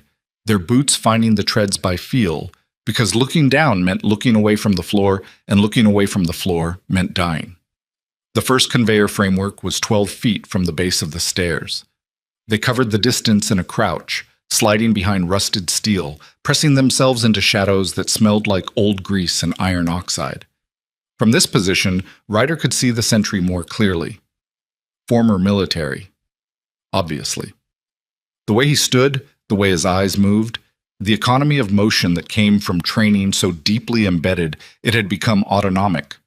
Mid-30s, fit, armed, sidearm visible, and the bulge under his left arm suggested a shoulder rig holding something heavier. The man by the vehicles was older, 40-something. He was loading cases into the back of an SUV, hard-sided cases, the kind used for transporting sensitive equipment or evidence. He worked with the methodical efficiency of someone performing a task he had performed many times before. They're packing up, Ryder realized. They're not setting up operations. They're breaking down. They expect to finish this soon and leave, which meant whatever was on the other side of the foreman's office windows wasn't a tactical operations center. It was a disposal team. The radio in the office crackled. A voice, clear enough to hear from the floor, said words that stopped Ryder's blood. Alpha Team confirms shaft 9 tracks match target plus 5 additional. Repeat, target is not alone. Civilian involvement confirmed. Adjust glass canopy to full containment. No exceptions. No witnesses. No witnesses. 2 words. That's all it took. 2 words and 5 men on a mountain went from being obstacles to being targets, from being inconvenient to being dead, from being bikers who stumbled into someone else's war to being casualties of a conspiracy that had already killed at least 4 people and was about to add their names to the list. Ryder looked at Deacon. In the green emergency light, Deacon's face was stone, but his eyes were not. His eyes were doing the thing that happens when a man who has spent his entire adult life preparing for violence realizes that this is the moment, not a drill, not a scenario, not a what-if discussed over beers in the back of the clubhouse. This. Full containment, Deacon whispered. They're going to kill everyone on this mountain, including the kid. Noah. Back at the trailhead with Hatch. Ryder's mind split. 2 directions, 2 responsibilities. The evidence that could bring down an empire, and a 14-year-old boy sitting on a fallen log in the snow with an old man and a burner phone. Hatch has no signal, Ryder said. They can't call anyone. If Meridian sends a team down to the trailhead, Hatch can handle himself. Against how many? Against operators. Right now, we can't help Hatch. Right now, we can only help the man behind us and the information he's carrying. If we get the transmission out, the game changes. Meridian can't kill witnesses to a story that's already public. And if we don't get the transmission out, then none of us are leaving this mountain at all. Ryder looked at the foreman's office. The satellite uplink was on the roof above it. The chip was in the metal in his pocket. Between him and the transmission was 30 feet of open floor, a sentry, a loader, and at least 3 armed men in an office designed as a tactical command post. He reached into his jacket, pulled the metal free, held it in the green light, turned it over, read the number 1 more time, felt the weight of it. Not the weight of bronze, but the weight of everything it carried. 12 names on a memorial wall, 15 years of silence, a man who had erased himself to protect a truth that nobody wanted to hear. And now a 14-year-old boy with a broken backpack and a habit of collecting lost things was somewhere on this mountain, and the people who had already killed to keep this secret would not hesitate to kill again. Ryder put the metal back in his pocket. He checked his weapon. Full magazine. 1 in the chamber. 14 rounds between him and the end of the world. Deacon. Ready. Sullivan's on the south side. When we move, he'll hear it. He'll come in from behind. If there's a corridor, there's always a corridor. A pause. The generator hummed. The emergency lights pulsed. Somewhere in the distance, deeper in the mountain, the sound of boots echoed through stone. The sweep teams, working closer, tightening the noose. This is the part where you're supposed to say something inspiring, Deacon said. Ryder looked at him, and for the first time since the diner, since Noah had placed a dead man's medal on the counter and changed everything, something like the ghost of a smile crossed Ryder Callahan's face. Don't die. That's it? That's everything. Ryder moved, out from behind the conveyor framework, into the open, into the green light and the diesel air and the space between what he had been and what he was about to become. The sentry saw him first. The man's training kicked in, hand moving to weapon, mouth opening to call. And then Deacon was there, coming from the opposite angle, and Sullivan appeared from a maintenance door on the south wall that nobody had seen him enter. 3 directions, 3 men, moving with the coordinated precision of people who had fought together long enough that planning was unnecessary because their bodies had memorized each other's rhythms the way a heartbeat memorizes its own pattern. The sentry's weapon cleared the holster. Ryder was already too close for it to matter. And on the catwalk above them, Maddox and Cole stood with Ethan between them, watching the processing floor transform from a staging area into a battlefield, knowing that whatever happened in the next 60 seconds would determine whether the evidence on that chip ever reached the light, whether the dead would ever have their names spoken in a courtroom instead of whispered at a memorial, whether a 14-year-old boy on a trailhead would see tomorrow morning. The sentry's radio crackled one last time. All units, glass canopy is go, full containment, 0 exceptions. Then the first shot shattered the silence, and the mountain swallowed the sound the way it had swallowed everything else. The truth, the dead, the 15 years of lies, and gave back nothing but echoes. The sentry dropped. Not clean, not quiet. Ryder hit him at full speed, driving his shoulder into the man's chest, and they both crashed into the steel railing at the base of the foreman's stairs. The sentry's weapon discharged into the ceiling, a sharp, flat crack that bounced off every metal surface in the facility and multiplied into a sound like the building itself was breaking apart. Ryder got his hand on the man's wrist, twisted, felt the tendons strain and the grip loosen. The weapon clattered to the concrete. The sentry threw an elbow, hard, trained, aimed at the throat, and Ryder took it on the jaw instead, felt his teeth snap together, tasted copper, and drove his knee upward into the man's ribs with everything he had. The sentry folded. Ryder put him down with a strike to the temple that left his own knuckles split and bleeding. 3 seconds. Maybe 4. That's all it had taken. But 3 seconds was enough for the loader by the SUVs to drop his cases and reach for the rifle propped against the vehicle's rear bumper. Sullivan got there first. He came through the maintenance door like something the building had exhaled, fast, low, soundless until the moment he wasn't. His forearm caught the loader across the throat. The man went backward over the equipment cases, hit the concrete, and Sullivan was on top of him before the rifle finished sliding across the floor. "Don't," Sullivan said. One word. The loader stopped moving. The foreman's office door burst open. 3 men, armed, body armor, moving in a formation that said these were not security contractors playing soldier. These were operators, the real kind, the kind who had spent years in places where the rules of engagement were written in pencil and erased before the ink dried. The first one through the door had his weapon up and sweeping before his boot hit the platform. He found Deacon in his sights. Deacon found him. 2 shots, almost simultaneous, the sounds overlapping into a single violent percussion that shook dust from the overhead beams. The operator's round hit the conveyor framework 6 inches from Deacon's head, spraying rust and metal fragments. Deacon's round hit the operator's vest, center mass, absorbed by the armor, but the impact staggered him backward into the second man and bought Deacon the half-second he needed to move. Ryder was already on the stairs, taking them 2 at a time, his weapon in his hand, his blood on the railing, the sentry's radio crackling against his hip where he'd grabbed it during the takedown. The third operator saw him, pivoted. The barrel of his rifle came around in an arc that would have ended at Ryder's chest if the man had been a quarter-second faster. He wasn't. Ryder fired twice. The first round hit the door frame. The second hit the operator's shoulder above the armor in the gap between the vest and the collar. The man spun. His rifle went wide. He hit the railing and went over it, falling 8 feet to the processing floor with a sound that Ryder heard but didn't process because he was already through the door. The foreman's office was exactly what Ethan had described. Blackout windows, banks of communications equipment lining 3 walls, monitors showing camera feeds, the mine shafts, the access roads, the forest, the trailhead. The trailhead. Ryder saw it on the center monitor, and his heart stopped. 2 SUVs, parked at the base of the logging road, men getting out, armed, moving toward the tree line where Hatch and Noah were waiting. 4 men, moving in pairs. Tactical approach through timber. They'd be at the fallen log where Noah was sitting within 10 minutes. "No," Ryder said. The word came out hoarse, ripped from somewhere below language. "No, no, no!"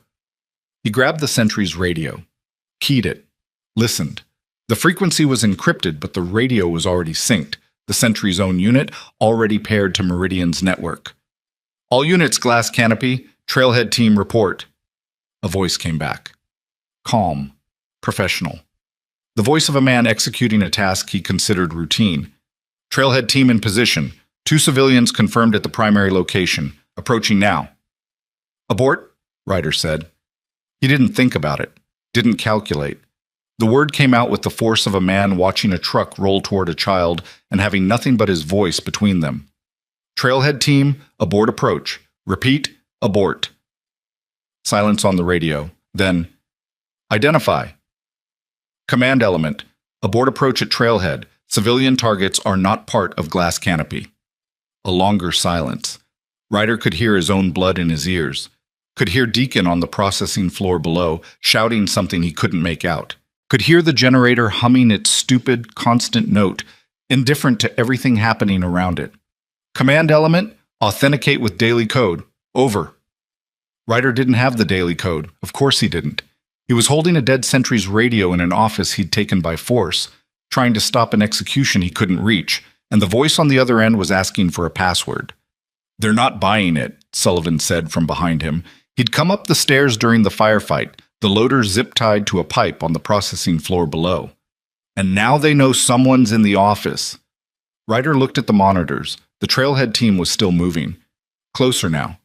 Maybe 8 minutes from the tree line. He keyed the radio one more time, dropped any pretense of authority or deception. Spoke directly, the way a man speaks when the only tool he has left is the truth. The boy at the trailhead is 14 years old. He found a medal on a trail. That's all he did.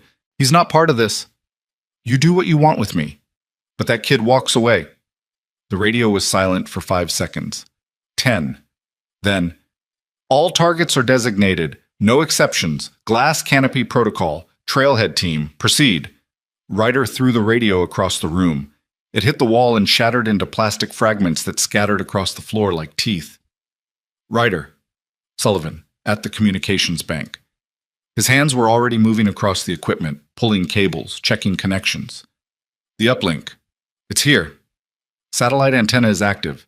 If we can get the chip data transmitted, how long? To extract the data from the metal, load it, establish the satellite link, transmit to 2 separate recipients? 20 minutes minimum, probably 30. We don't have 30 minutes. We don't have 10.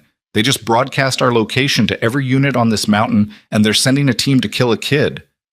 Ryder's hands were shaking, not from fear, from the collision of 2 imperatives that could not coexist. The need to transmit the evidence that Ethan had spent 15 years protecting, and the need to get off this mountain and reach the trailhead before the men with rifles reached a 14-year-old boy who collected lost things because it was the only way he knew how to matter. Deacon, Ryder called down to the floor. Status. 3 down, 2 restrained, 1 conscious but not going anywhere. I count 3 rifles, 2 sidearms, 4 magazines. We're armed now, but we're exposed. If reinforcements come through the shaft entrances, we're in a box. Maddox, Cole, bring Ethan down. Movement on the catwalk above. Maddox and Cole helped Ethan down the stairs. The man's face was gray, the color of a body running out of resources, burning through its last reserves the way a candle burns through the wax at the bottom. The flame still alive, but the fuel almost gone. Ethan saw the communications bank. His eyes changed, not brighter, sharper. The look of a man who has been carrying a weight for 15 years and can finally see the place where he might set it down. I can do it faster, Ethan said. The transmission. I've rehearsed this, in my head, 1,000 times. I know the protocols, I know the frequencies, I know exactly what to send and where. How fast? 15 minutes. Maybe 12 if the equipment is configured the way I think it is. You've got 10. Sullivan, help him, whatever he needs. Ryder, what are you doing? Ryder was already moving, back down the stairs, across the processing floor, toward the SUVs that Meridian had so conveniently left with their keys in the ignition, because when you controlled an entire mountain, you didn't worry about theft. Deacon, with me. Where? Trailhead. That's 7 miles down a mountain road in the snow, in a vehicle that probably has a GPS tracker broadcasting our position. Then they'll know exactly where to find me. Ryder climbed into the driver's seat. The engine started. A diesel growl that was nothing like the sound of his bike, but carried the same promise. Motion. Direction. The ability to close the distance between where he was and where he needed to be. Deacon got in the passenger side, checked the rifle he'd taken from the floor, a military-grade weapon, the kind of thing you held and immediately understood was designed with a single purpose and no apologies. Maddox, Cole, Ryder's voice through the open window. You hold this facility. Whatever comes through those doors, you hold it until Ethan gets the transmission out. That is the only thing that matters. Maddox nodded. Cole nodded. Neither of them said the thing they were both thinking, which was that holding a facility against an unknown number of armed operators with 2 handguns and 2 borrowed rifles was not a plan, but a math problem, with an answer nobody wanted to calculate. Ryder put the SUV in gear. The tires screamed on the concrete as he drove through the loading bay doors, shattering them outward into the night air, and the cold hit him like a wall. The temperature had dropped 15 degrees since they'd entered the mine. Snow was falling harder now. Not flurries, but accumulation, the kind that turned mountain roads into skating rinks and visibility into a suggestion. The road wound down the east face of the mountain. Narrow, unpaved.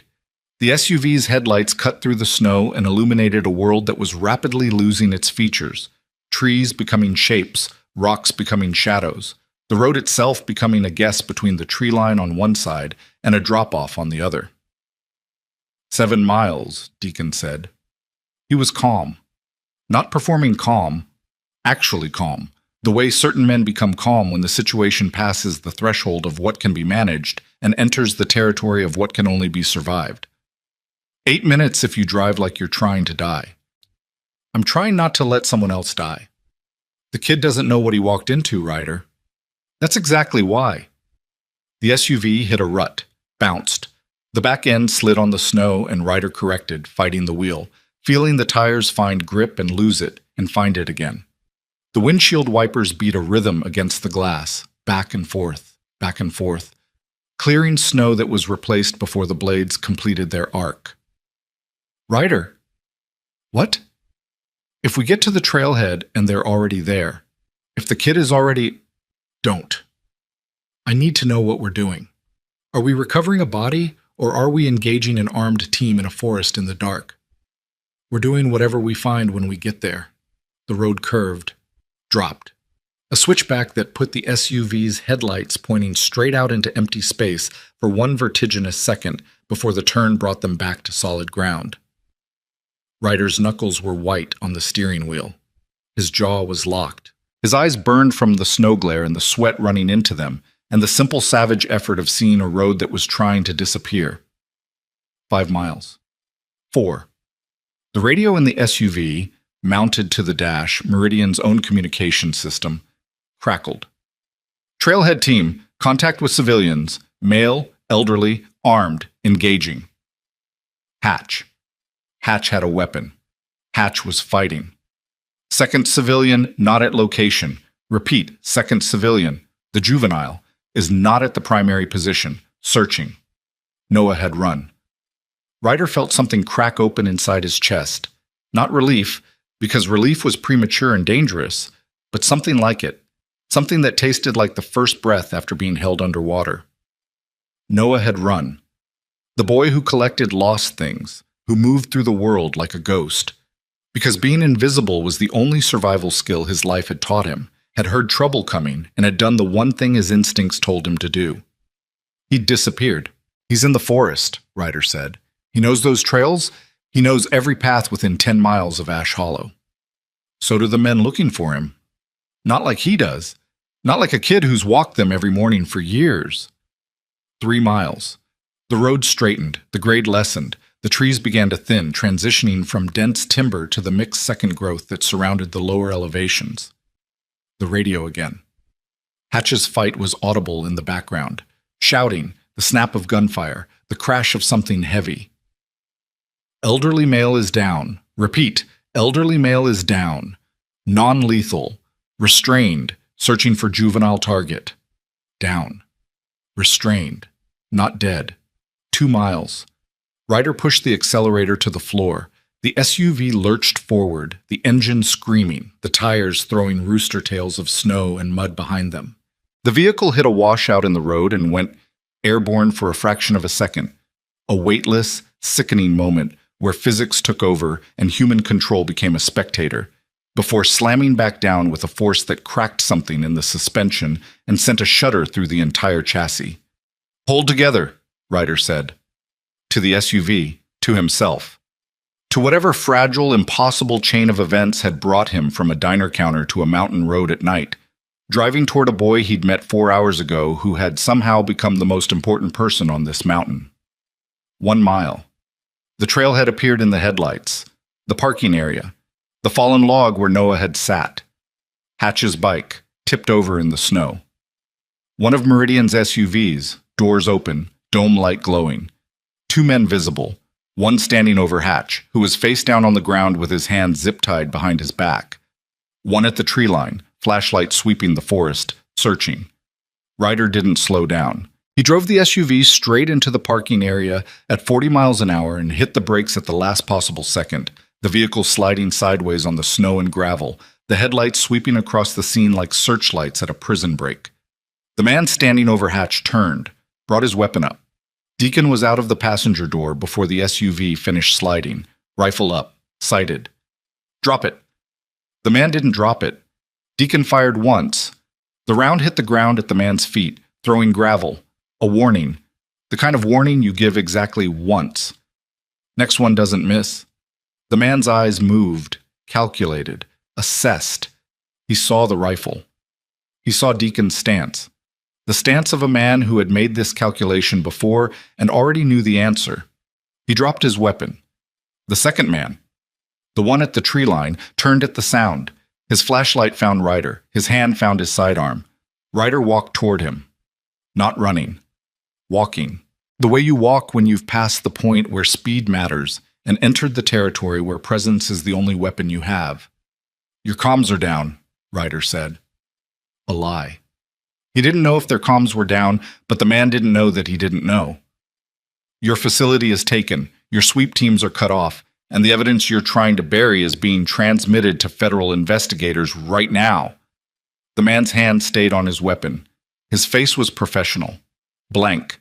The face of someone who had been trained to show nothing and feel less. "I don't know what you're talking about." Glass canopy, Meridian Defense Solutions, Colonel Marcus Vane.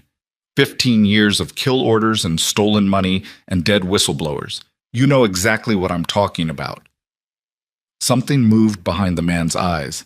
Not fear, recognition. The recognition of a man hearing his operational security peeled away layer by layer and understanding, in real time, that the walls around his world were coming down. "You're making a mistake," the man said.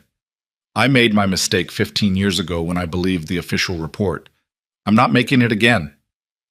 Deacon had the first man restrained. Ryder approached the second. The man's hand was still on his sidearm. The distance between them was 12 feet, far enough to draw, too close to miss. "Think about it," Ryder said. "Really think. The evidence is already gone. Whatever happens here doesn't change that. You shoot me, the transmission still goes through. You run, the transmission still goes through. The only question is whether you spend the rest of your life in a cell or the rest of your night zip-tied to a tree. Those are your options. There are no others." The man's hand came off the weapon, slowly, finger by finger, the way a man releases something he doesn't want to let go of but has run out of reasons to hold. Ryder took the sidearm, took the man's radio, put him on the ground next to his partner and zip-tied them both with the same kind of restraints they'd used on Hatch. "Hatch." Ryder was on his knees, cutting the old man's restraints. "Hatch, talk to me." The old man rolled onto his back. His face was bloodied, but split lip, a cut above his eye, the kind of damage that comes from being hit by someone who knows where to hit. But his eyes were clear, alert, angry in the particular way of a man who has been through worse and is mostly offended by the inconvenience. "They came fast," Hatch said. 2 vehicles. I got Noah into the trees before they reached us. Told him to run. Told him not to stop." "How long ago?" 20 minutes, maybe 25. He went north, up the trail." "The North Fork Trail?" "He said he knew a place. Said he goes there when he needs to hide. Ryder looked at the forest. Dark, snow-covered.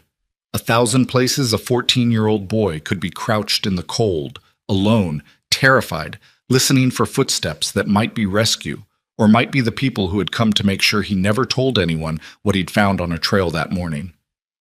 "Noah!" Ryder's voice cracked the silence like a rifle shot. It echoed off the trees and came back to him empty. "Noah, it's Ryder. It's safe. You can come out." Nothing. "He won't come," Hatch said. "Not to a shout. Not after what he just saw. That kid has spent his whole life learning that loud voices mean danger. He's not going to trust a shout in the dark." Ryder closed his eyes, opened them, stood.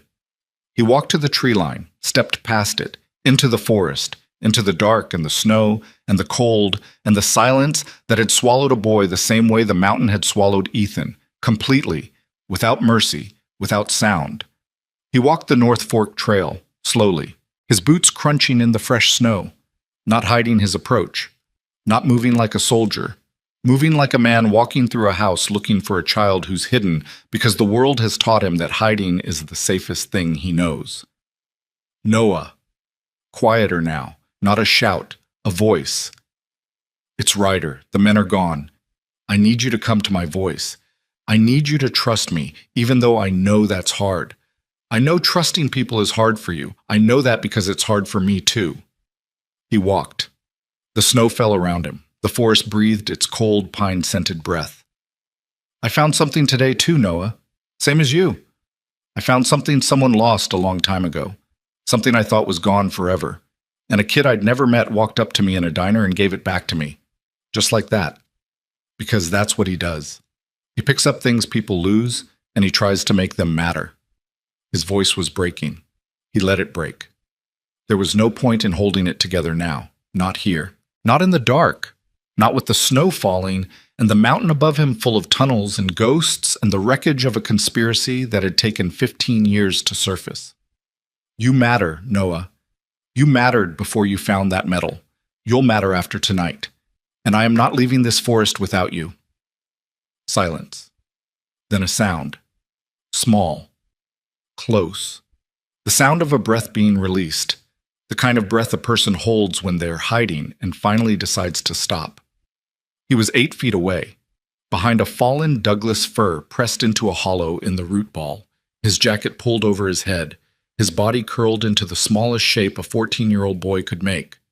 Snow had accumulated on his shoulders. His face was pale. His eyes were enormous. "Are they gone?" Noah whispered. "They're gone." The old man, Hatch, he's okay. He's tough. "I heard shooting from the mountain. I thought, I know what you thought. You were wrong. We're okay." Noah didn't move. He stayed in his hollow, looking up at Ryder with the expression of a creature deciding whether to trust the hand reaching toward it. "My mom doesn't know where I am," Noah said. His voice cracked on the word mom in a way that stripped away everything. The bravery, the composure, the quiet toughness that had carried him through this day, and left nothing but a 14-year-old boy who was cold and scared and wanted his mother. Ryder knelt, held out his hand. "Then let's get you home." Noah reached up, took Ryder's hand.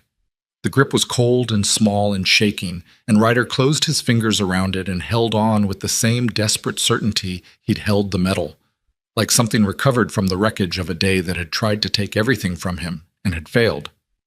They walked back to the trailhead. Deacon had both Meridian operators secured and Hatch on his feet, leaning against a tree, pressing snow against his split lip with the resigned patience of a man who'd had worse and expected worse again. The radio in the captured SUV crackled. "Facility team, respond. Status on the asset." Ryder grabbed the radio, listened, didn't respond. "Facility team, be advised. Alpha and Bravo squads converging on processing level. 6 minutes. Maddox and Cole. Ethan, Sullivan. 6 minutes." Ryder looked at Deacon. The same calculation passed between them.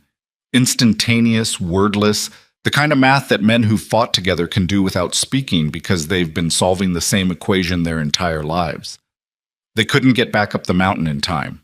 The road was 7 miles of switchbacks in the snow. 6 minutes was impossible.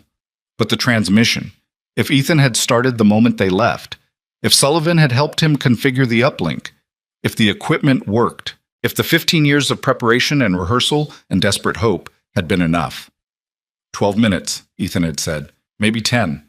They'd been gone 11. Ryder keyed the radio, not the meridian frequency. His own phone pulled from his pocket, held up to the sky, searching for signal. 1 bar, flickering, barely there, the last thin thread connecting this trailhead to the outside world. He dialed. The number Sullivan had given him before they split. Sullivan's personal phone. It rang once, twice, 3 times. Sullivan picked up. "Tell me," Ryder said. Gunfire in the background. The unmistakable sound of a firefight, sharp, percussive, echoing through the cavernous space of the processing floor. Shouting. The clang of metal. The deeper boom of something structural giving way. Then Sullivan's voice strained but intact. "Transmission is at 92%. Ethan's still at the console. Maddox and Cole are holding the east entrance. They're coming in from 2 directions. We've got maybe 3 minutes before they're on us." "The transmission, Sullivan. Will it finish?"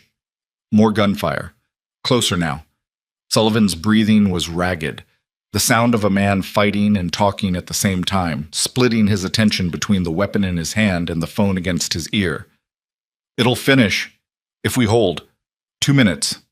Maybe less." "Hold. We're holding." The line didn't go dead. Ryder held the phone to his ear and listened to the sound of his brothers fighting for their lives on a mountain he couldn't reach, in a facility he couldn't see, defending a man he'd thought was dead, and an act of truth that had waited 15 years for this exact moment. He heard Maddox shout something, heard Cole respond, heard the sharp crack of rifle fire answered by the heavier boom of something automatic, heard Ethan's voice, thin, wrecked, but steady, counting out numbers that meant nothing to anyone except the machine he was feeding them to. 96%, 97. And then a sound, different from the gunfire, different from the fighting, a sound that came from above, from the sky, from the air, from outside the mountain entirely. Rotors, the deep rhythmic thud of helicopter blades cutting through snow-heavy air. Not one, multiple. The sound growing, building, swelling until it filled the valley and bounced off the mountains and made the trees shudder and the snow swirl in horizontal sheets. Ryder looked up. Lights. Moving fast. Coming from the south. Searchlights sweeping the forest, the road, the trailhead, turning the falling snow into a blinding curtain of white. Deacon raised his weapon. Instinct. Training. A man's first response to aircraft in a combat zone is always the same.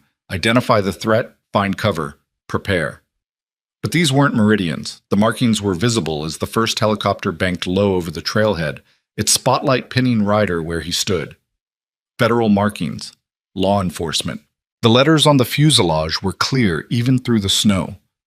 "Ryder," Sullivan's voice on the phone, barely audible now over the rotor wash. "Transmission complete. 100%. Both recipients confirmed. The Inspector General's office and the..." Static. Gunfire. Then silence. Then Sullivan, one last time. "It's done, Ryder. It's out. They can't bury it now." The phone went dead.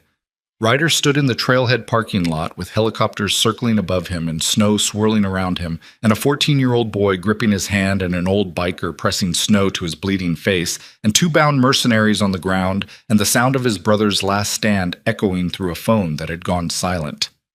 The metal was in his pocket. The evidence was in the air.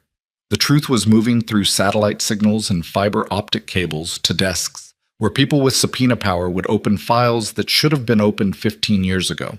And on the mountain above him, in the green-lit belly of a facility built on lies, the men who had ridden with him since dawn were either alive or they weren't, and he couldn't reach them, and he couldn't help them, and he couldn't do anything except stand in the snow and hold a boy's hand and wait for the world to catch up with the truth that Ethan Cross had carried alone for 15 years.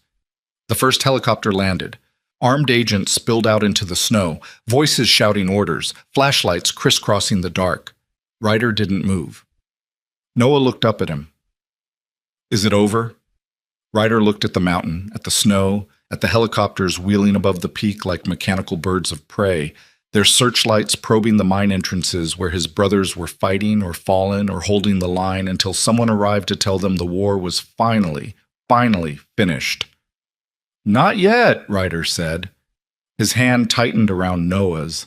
The snow kept falling, and the mountain kept its silence. The federal agents reached the processing facility at 11:47 p.m. Ryder knew the exact time because he was standing in the trailhead parking lot staring at the clock on the dashboard of the captured SUV when the radio, the one the agents had commandeered and patched into Meridian's frequency, crackled with the words he'd been waiting 43 minutes to hear. Processing level secured. 4 civilians located, 3 ambulatory, 1 critical, requesting immediate medevac. 4 civilians, 3 ambulatory, 1 critical. The math was simple. Maddox, Cole, Sullivan. Those were 3. The 4th was Ethan. And critical meant alive, which meant not dead, which meant the man who had survived 15 years underground had survived 1 more night. But critical also meant something else. Ryder felt Deacon's hand on his shoulder. Not a grip, just a placement. The weight of a palm that said, "I'm here," without requiring a response. "Which one?" Ryder said to the radio. "To nobody. To the mountain." The answer came from the sky. 2 medevac helicopters descended toward the peak, their rotors cutting the snow into spiral patterns that looked, from below, like the mountain was exhaling its last breath. They wouldn't let Ryder go up. The agents, professional, calm, doing their jobs, explained that the facility was an active crime scene, that the mine shafts were unsecured, that armed Meridian personnel were still being located and detained in the tunnel network. They explained this with the patient, practiced tone of people who had been trained to manage civilians in crisis situations, and Ryder listened to every word and understood none of them because language had stopped functioning as anything other than noise. He waited. Noah sat beside him on the tailgate of the SUV, wrapped in a thermal blanket one of the agents had given him.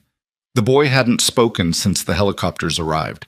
He sat with his knees pulled up and his arms around them, making himself small in the way Ryder had learned to recognize.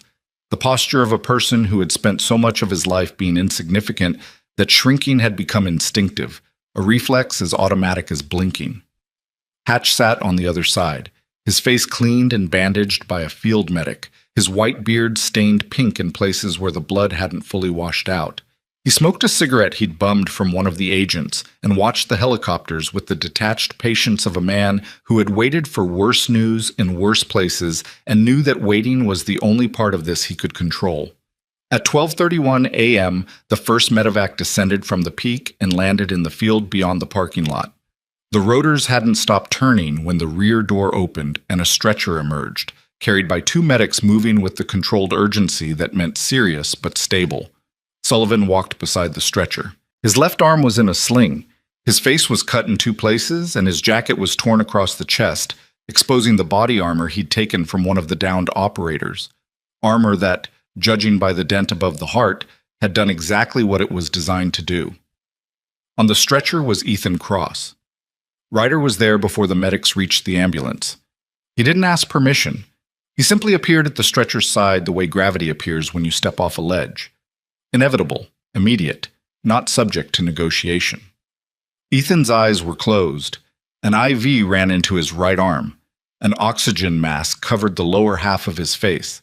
The makeshift sling on his left arm had been replaced with a proper immobilization device, and beneath the thermal blanket covering his body, Ryder could see the bulk of bandaging around his torso where the broken ribs had finally been addressed by someone with actual medical training.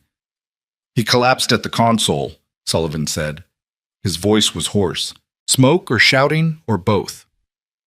"Finished the transmission. Confirmed both recipients received the full data package." Then his legs went and he was down.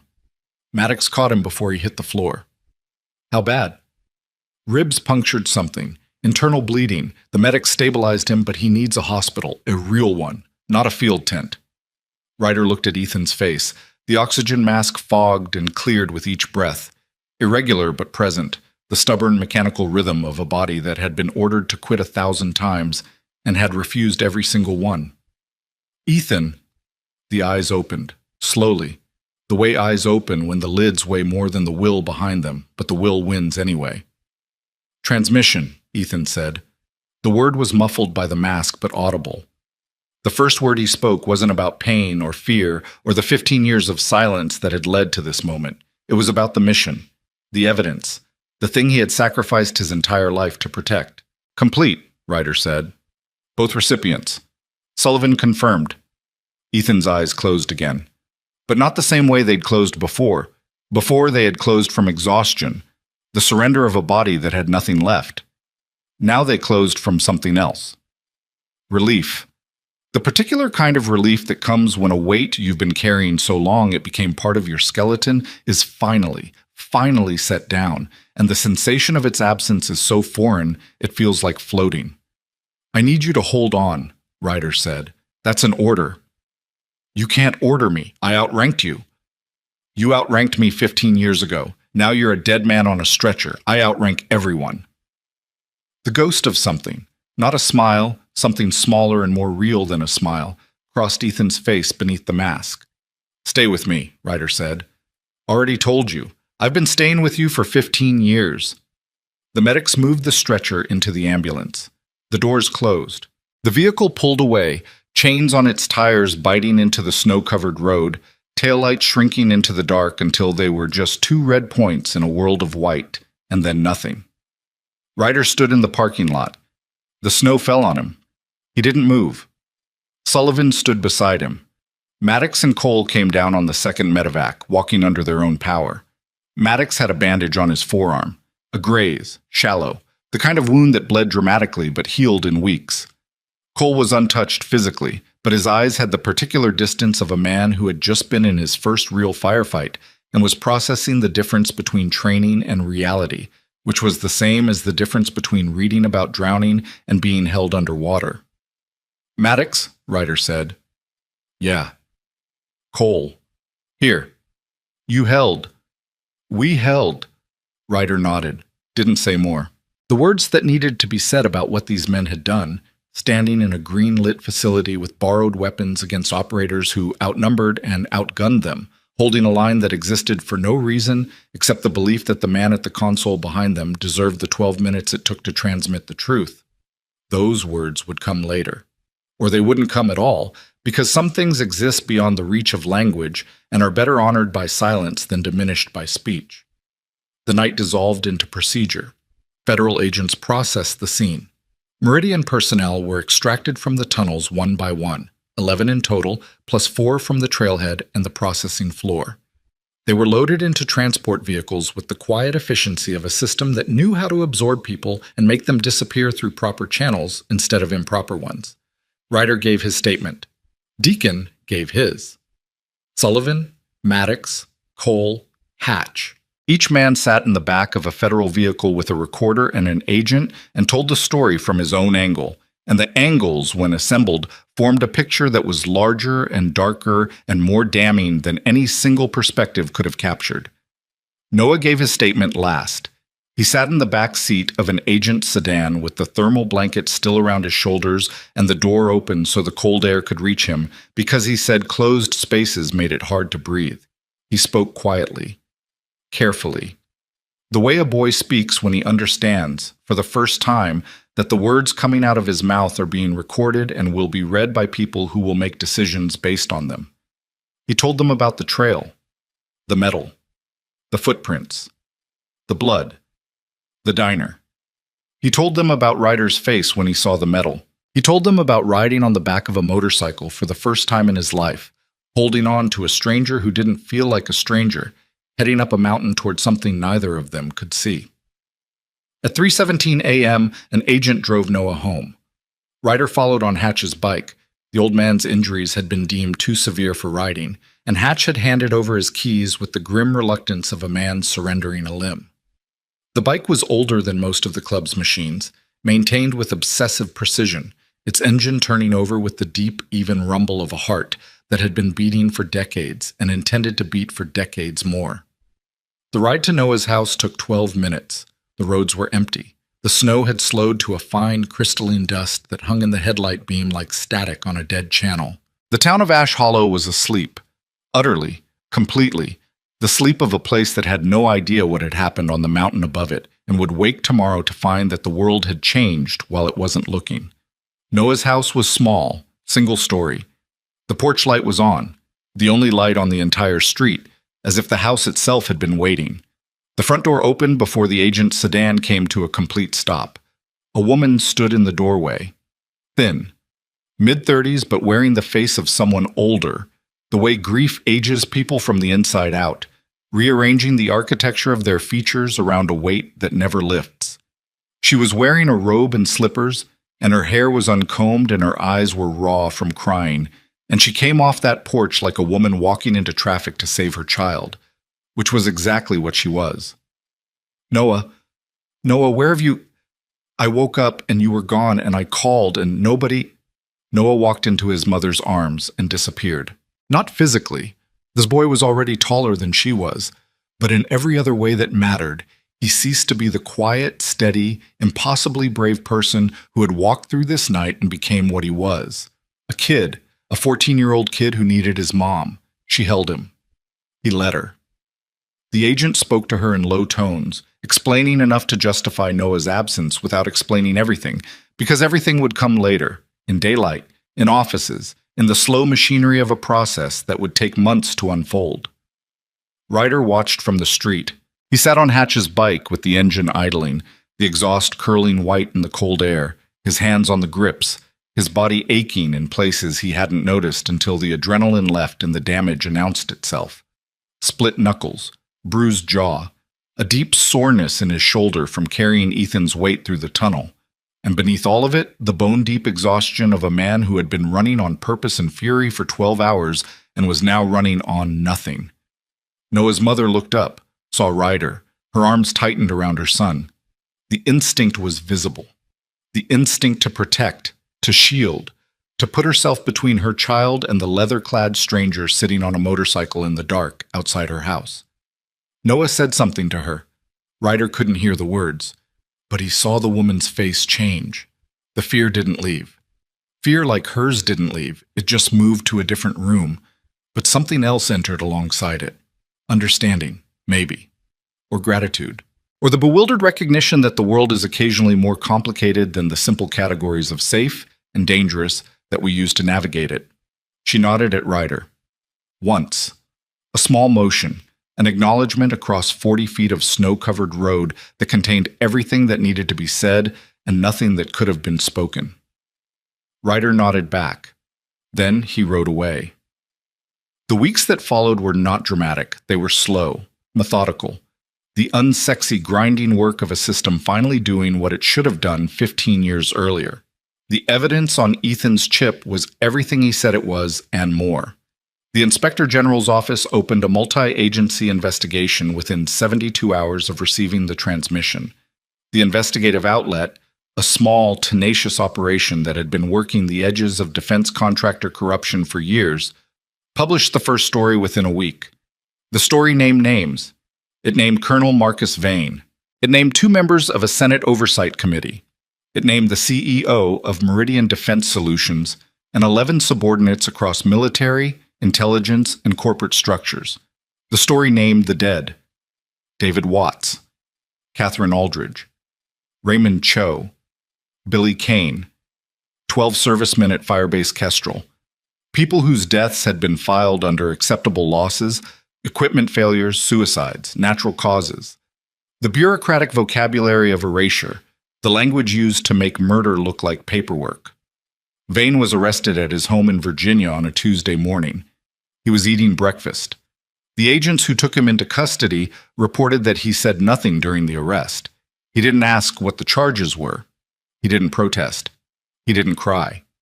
He sat in the back of the vehicle with his hands cuffed in front of him and stared out the window as the life he had built on other people's graves receded behind him like a landscape viewed from a departing train. The senators resigned within the month. The CEO of Meridian was indicted on 43 counts. The company's assets were frozen. Its facilities, including the mining complex above Ash Hollow, were seized and shuttered. Ethan Cross spent 6 weeks in a hospital, 2 surgeries, one for the internal bleeding from the rib puncture, One for the shoulder that he had set himself in a mine shaft and that had healed wrong in the hours since. He was listed under a false name for the first 3 weeks, a precaution that the investigating agents insisted on until the scope of the arrest made it clear that the network capable of reaching him had been dismantled. Ryder visited every day. He drove 2 hours each way. Didn't ride. The roads between Ash Hollow and the hospital were winter roads now, snow-packed and salted, and the bike stayed in the garage of the clubhouse while Ryder drove a borrowed truck with a heater that worked intermittently and a radio that picked up exactly one station, which played country music from a decade he didn't recognize. The visits were quiet. They sat. They drank bad hospital coffee. Sometimes they talked. Sometimes they didn't. The silence between them had changed. It was no longer the silence of absence, the vast, empty space where a person used to be. It was the silence of presence, the silence of two men sitting in the same room, breathing the same air, existing in the same moment after 15 years of occupying separate versions of reality. On the 3rd week, Ethan said, "I watched you dig." Ryder set down his coffee. "At Kestrel. I was in the tree line, 200 meters. I could see you through the smoke. You were on your knees in the rubble. Your hands were bleeding. Someone was trying to pull you out, and you kept going back in. I was looking for you. I know. And you were right there. I know. And you left. Yes. I need you to understand something." Ryder's voice was even, not controlled, settled, the voice of a man who had processed something that couldn't be processed and had arrived at a place that wasn't acceptance and wasn't forgiveness, but was something else, something that existed in the territory between the two, where adults who have suffered learn to build functional lives on imperfect ground. "I understand why you did it. I believe you did it for the right reasons. I believe you saved lives, maybe mine, maybe others. But I need you to understand that understanding why you did it doesn't make the 15 years go away. It doesn't undo the nights. It doesn't undo the guilt. It doesn't undo sitting in your mother's kitchen telling her you were gone. My mother. I was the one who told her, Ethan. I drove to her house. I sat at her table. And I told her that her son was dead. I watched her face while I said it. That face has been in my head for 15 years. It's there right now." Ethan was quiet for a long time. The hospital sounds filled the space. The hum of monitors, the distant clatter of a cart in the hallway, the muffled conversation of nurses changing shift. "Is she alive?" "She's alive. She's in a care facility in Bakersfield. She has good days and bad days. The bad days are more frequent." "Does she know?" "The agents contacted her when you were admitted. Ethan, I don't know how much she understood. The staff said she cried. She held the phone and cried, and then she asked them to bring her a photograph from her room, and it was a photograph of you at 18 in your dress uniform. She slept holding it." Ethan turned his face to the window. The gesture was as close to privacy as a man in a hospital bed could achieve. The turning away, the refusal to let another person see the specific configuration of pain that some information produces when it arrives decades too late. Ryder didn't look away. He didn't give Ethan the courtesy of pretending he hadn't seen it, because that was the deal now. The deal between them was truth, however ugly, however sharp, however much it cost to hold. "I'll take you to see her," Ryder said. "When you're out. I'll drive you myself." Ethan nodded, still facing the window, still holding something in his face that he didn't want the room to see. "Thank you." "Don't thank me. You owe me 15 years of bad hospital coffee. We'll start counting from today." Spring came to Ash Hollow the way spring comes to forgotten places. Slowly, reluctantly, as if the season wasn't sure the town deserved it. The snow melted. The creeks ran high. The trails that Noah walked every morning turned to mud, and then to packed earth, and then to the soft, yielding ground of a landscape waking up after a long, hard sleep. The memorial was Hatch's idea. Not a monument, not a plaque on a building, something smaller, simpler. A stone bench at the trailhead where the North Fork Trail began, with a bronze plate set into the surface. The plate listed 12 names, the men who died at Firebase Kestrel, and beneath the names, a single line: they were never forgotten. The ceremony was small, the Iron Vigil Motorcycle Club. A handful of agents who had worked the case, the families of some of the fallen, Not all, because time had scattered people the way wind scatters seeds, and not everyone could be found or wanted to be found. Noah stood beside Ryder. He was wearing a new jacket, not new from a store, new from the club, leather, simple, no patches, no insignia, nothing that marked him as a member because he wasn't a member. He was 14 years old. But the jacket was real, and it fit, and when Ryder had given it to him that morning at the diner over breakfast, the boy had held it in his hands the way he held everything he found, carefully, as if the act of receiving something you hadn't expected was itself a kind of responsibility. "You don't have to wear it," Ryder had said. "I want to."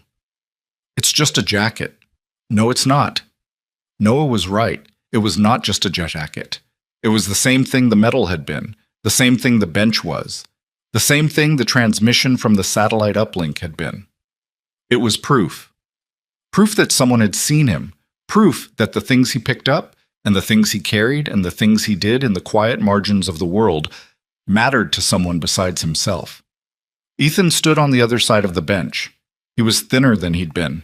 The hospital had done what hospitals do: repaired the mechanical damage, addressed the acute failures, sent him back into the world with prescriptions and follow-up appointments, and the implicit assumption that the rest of the healing was his responsibility. He leaned on a cane. His left arm still didn't move right. His eyes still carried the sunken, over-alert quality of a man who had spent 15 years sleeping in 2-hour intervals and hadn't yet learned to trust the dark. But he was standing, in daylight, under his own name. For the first time in 15 years, Ethan Cross existed as a publicly acknowledged human being. Hatch read the names. 12 names. 12 men. Each one spoken aloud the way a name should be spoken, with weight, with intention, with the understanding that a name is the only part of a person that survives everything.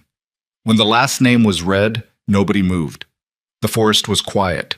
The creek ran its spring current over rocks that had been there longer than anything else on this mountain. A bird called from somewhere in the canopy, a simple, meaningless song that existed for no reason except that the world, despite everything that had been done to it and in it and by it, was still producing beauty without being asked.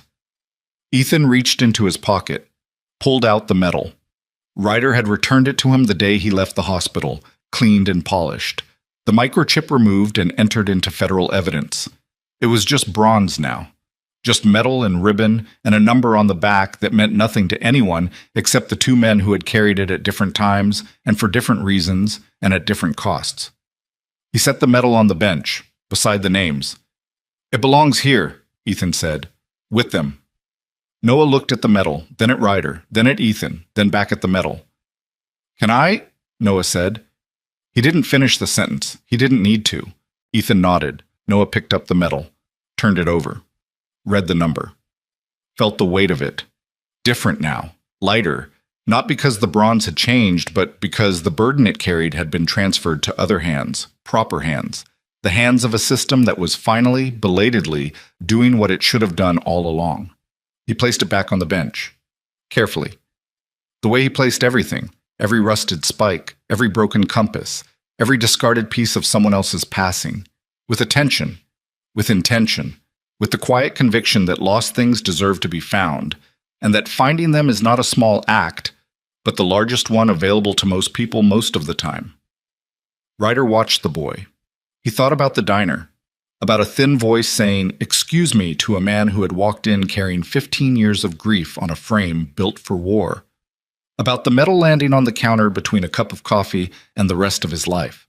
He thought about what Hatch had said at the trailhead, a lifetime ago, in the snow. That waiting is harder than fighting. He thought about Ethan in the tunnel, saying, "I've been staying with you for 15 years. You just didn't know it." He thought about Noah's mother standing on the porch in her robe, nodding once across 40 feet of road. One nod, everything contained. "Ryder," Ethan's voice beside him. "Yeah, I owe you something. You owe me 15 years of coffee. I'm keeping count. I owe you more than coffee. I owe you a reason. A real one. Not the mission. Not the evidence. Not the operational necessity. The real reason I survived." Ryder looked at him. "The night before Kestrel, when I gave you the medal, I said if I don't come back, Melt it down and make a bullet. You remember what you said? I told you to stop being dramatic. Before that, Ryder was quiet. You said, you're coming back because I'm not finished arguing with you. And I spent 15 years in basements, in storage units, in the dark, holding on to that sentence.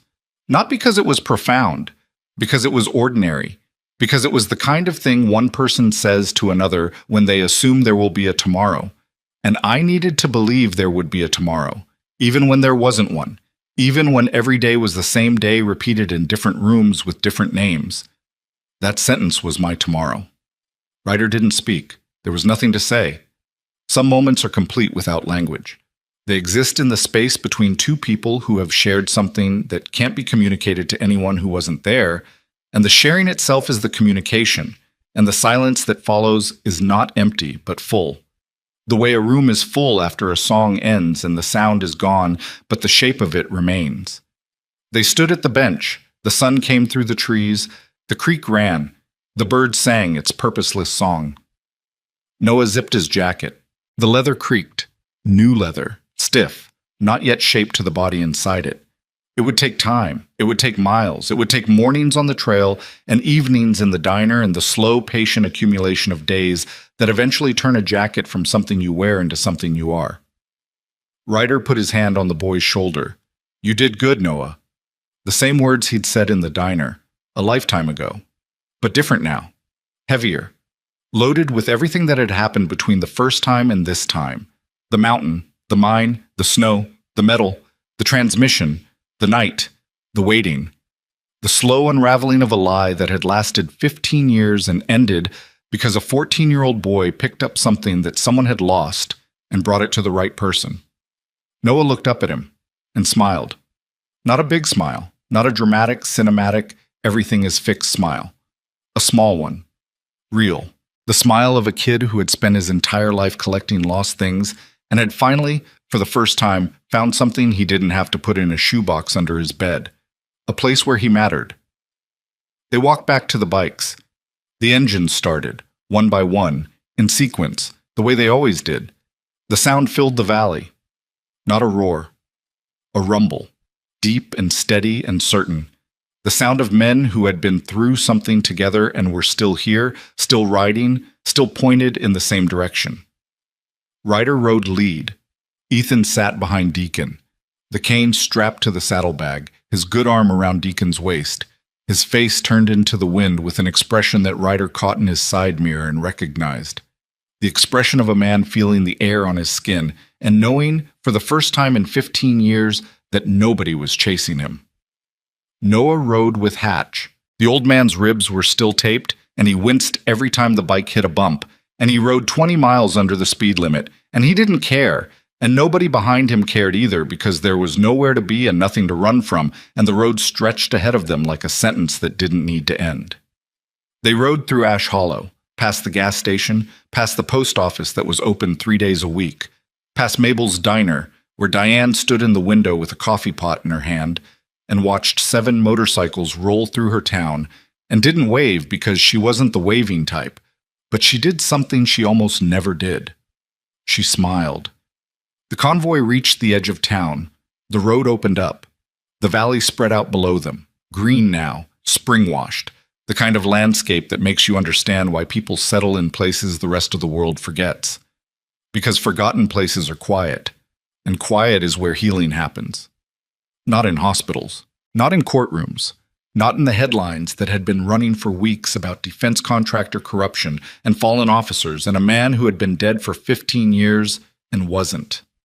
In quiet, in the sound of engines on an empty road, in the weight of a hand on a shoulder, in the creak of new leather on a boy who finally had somewhere to belong.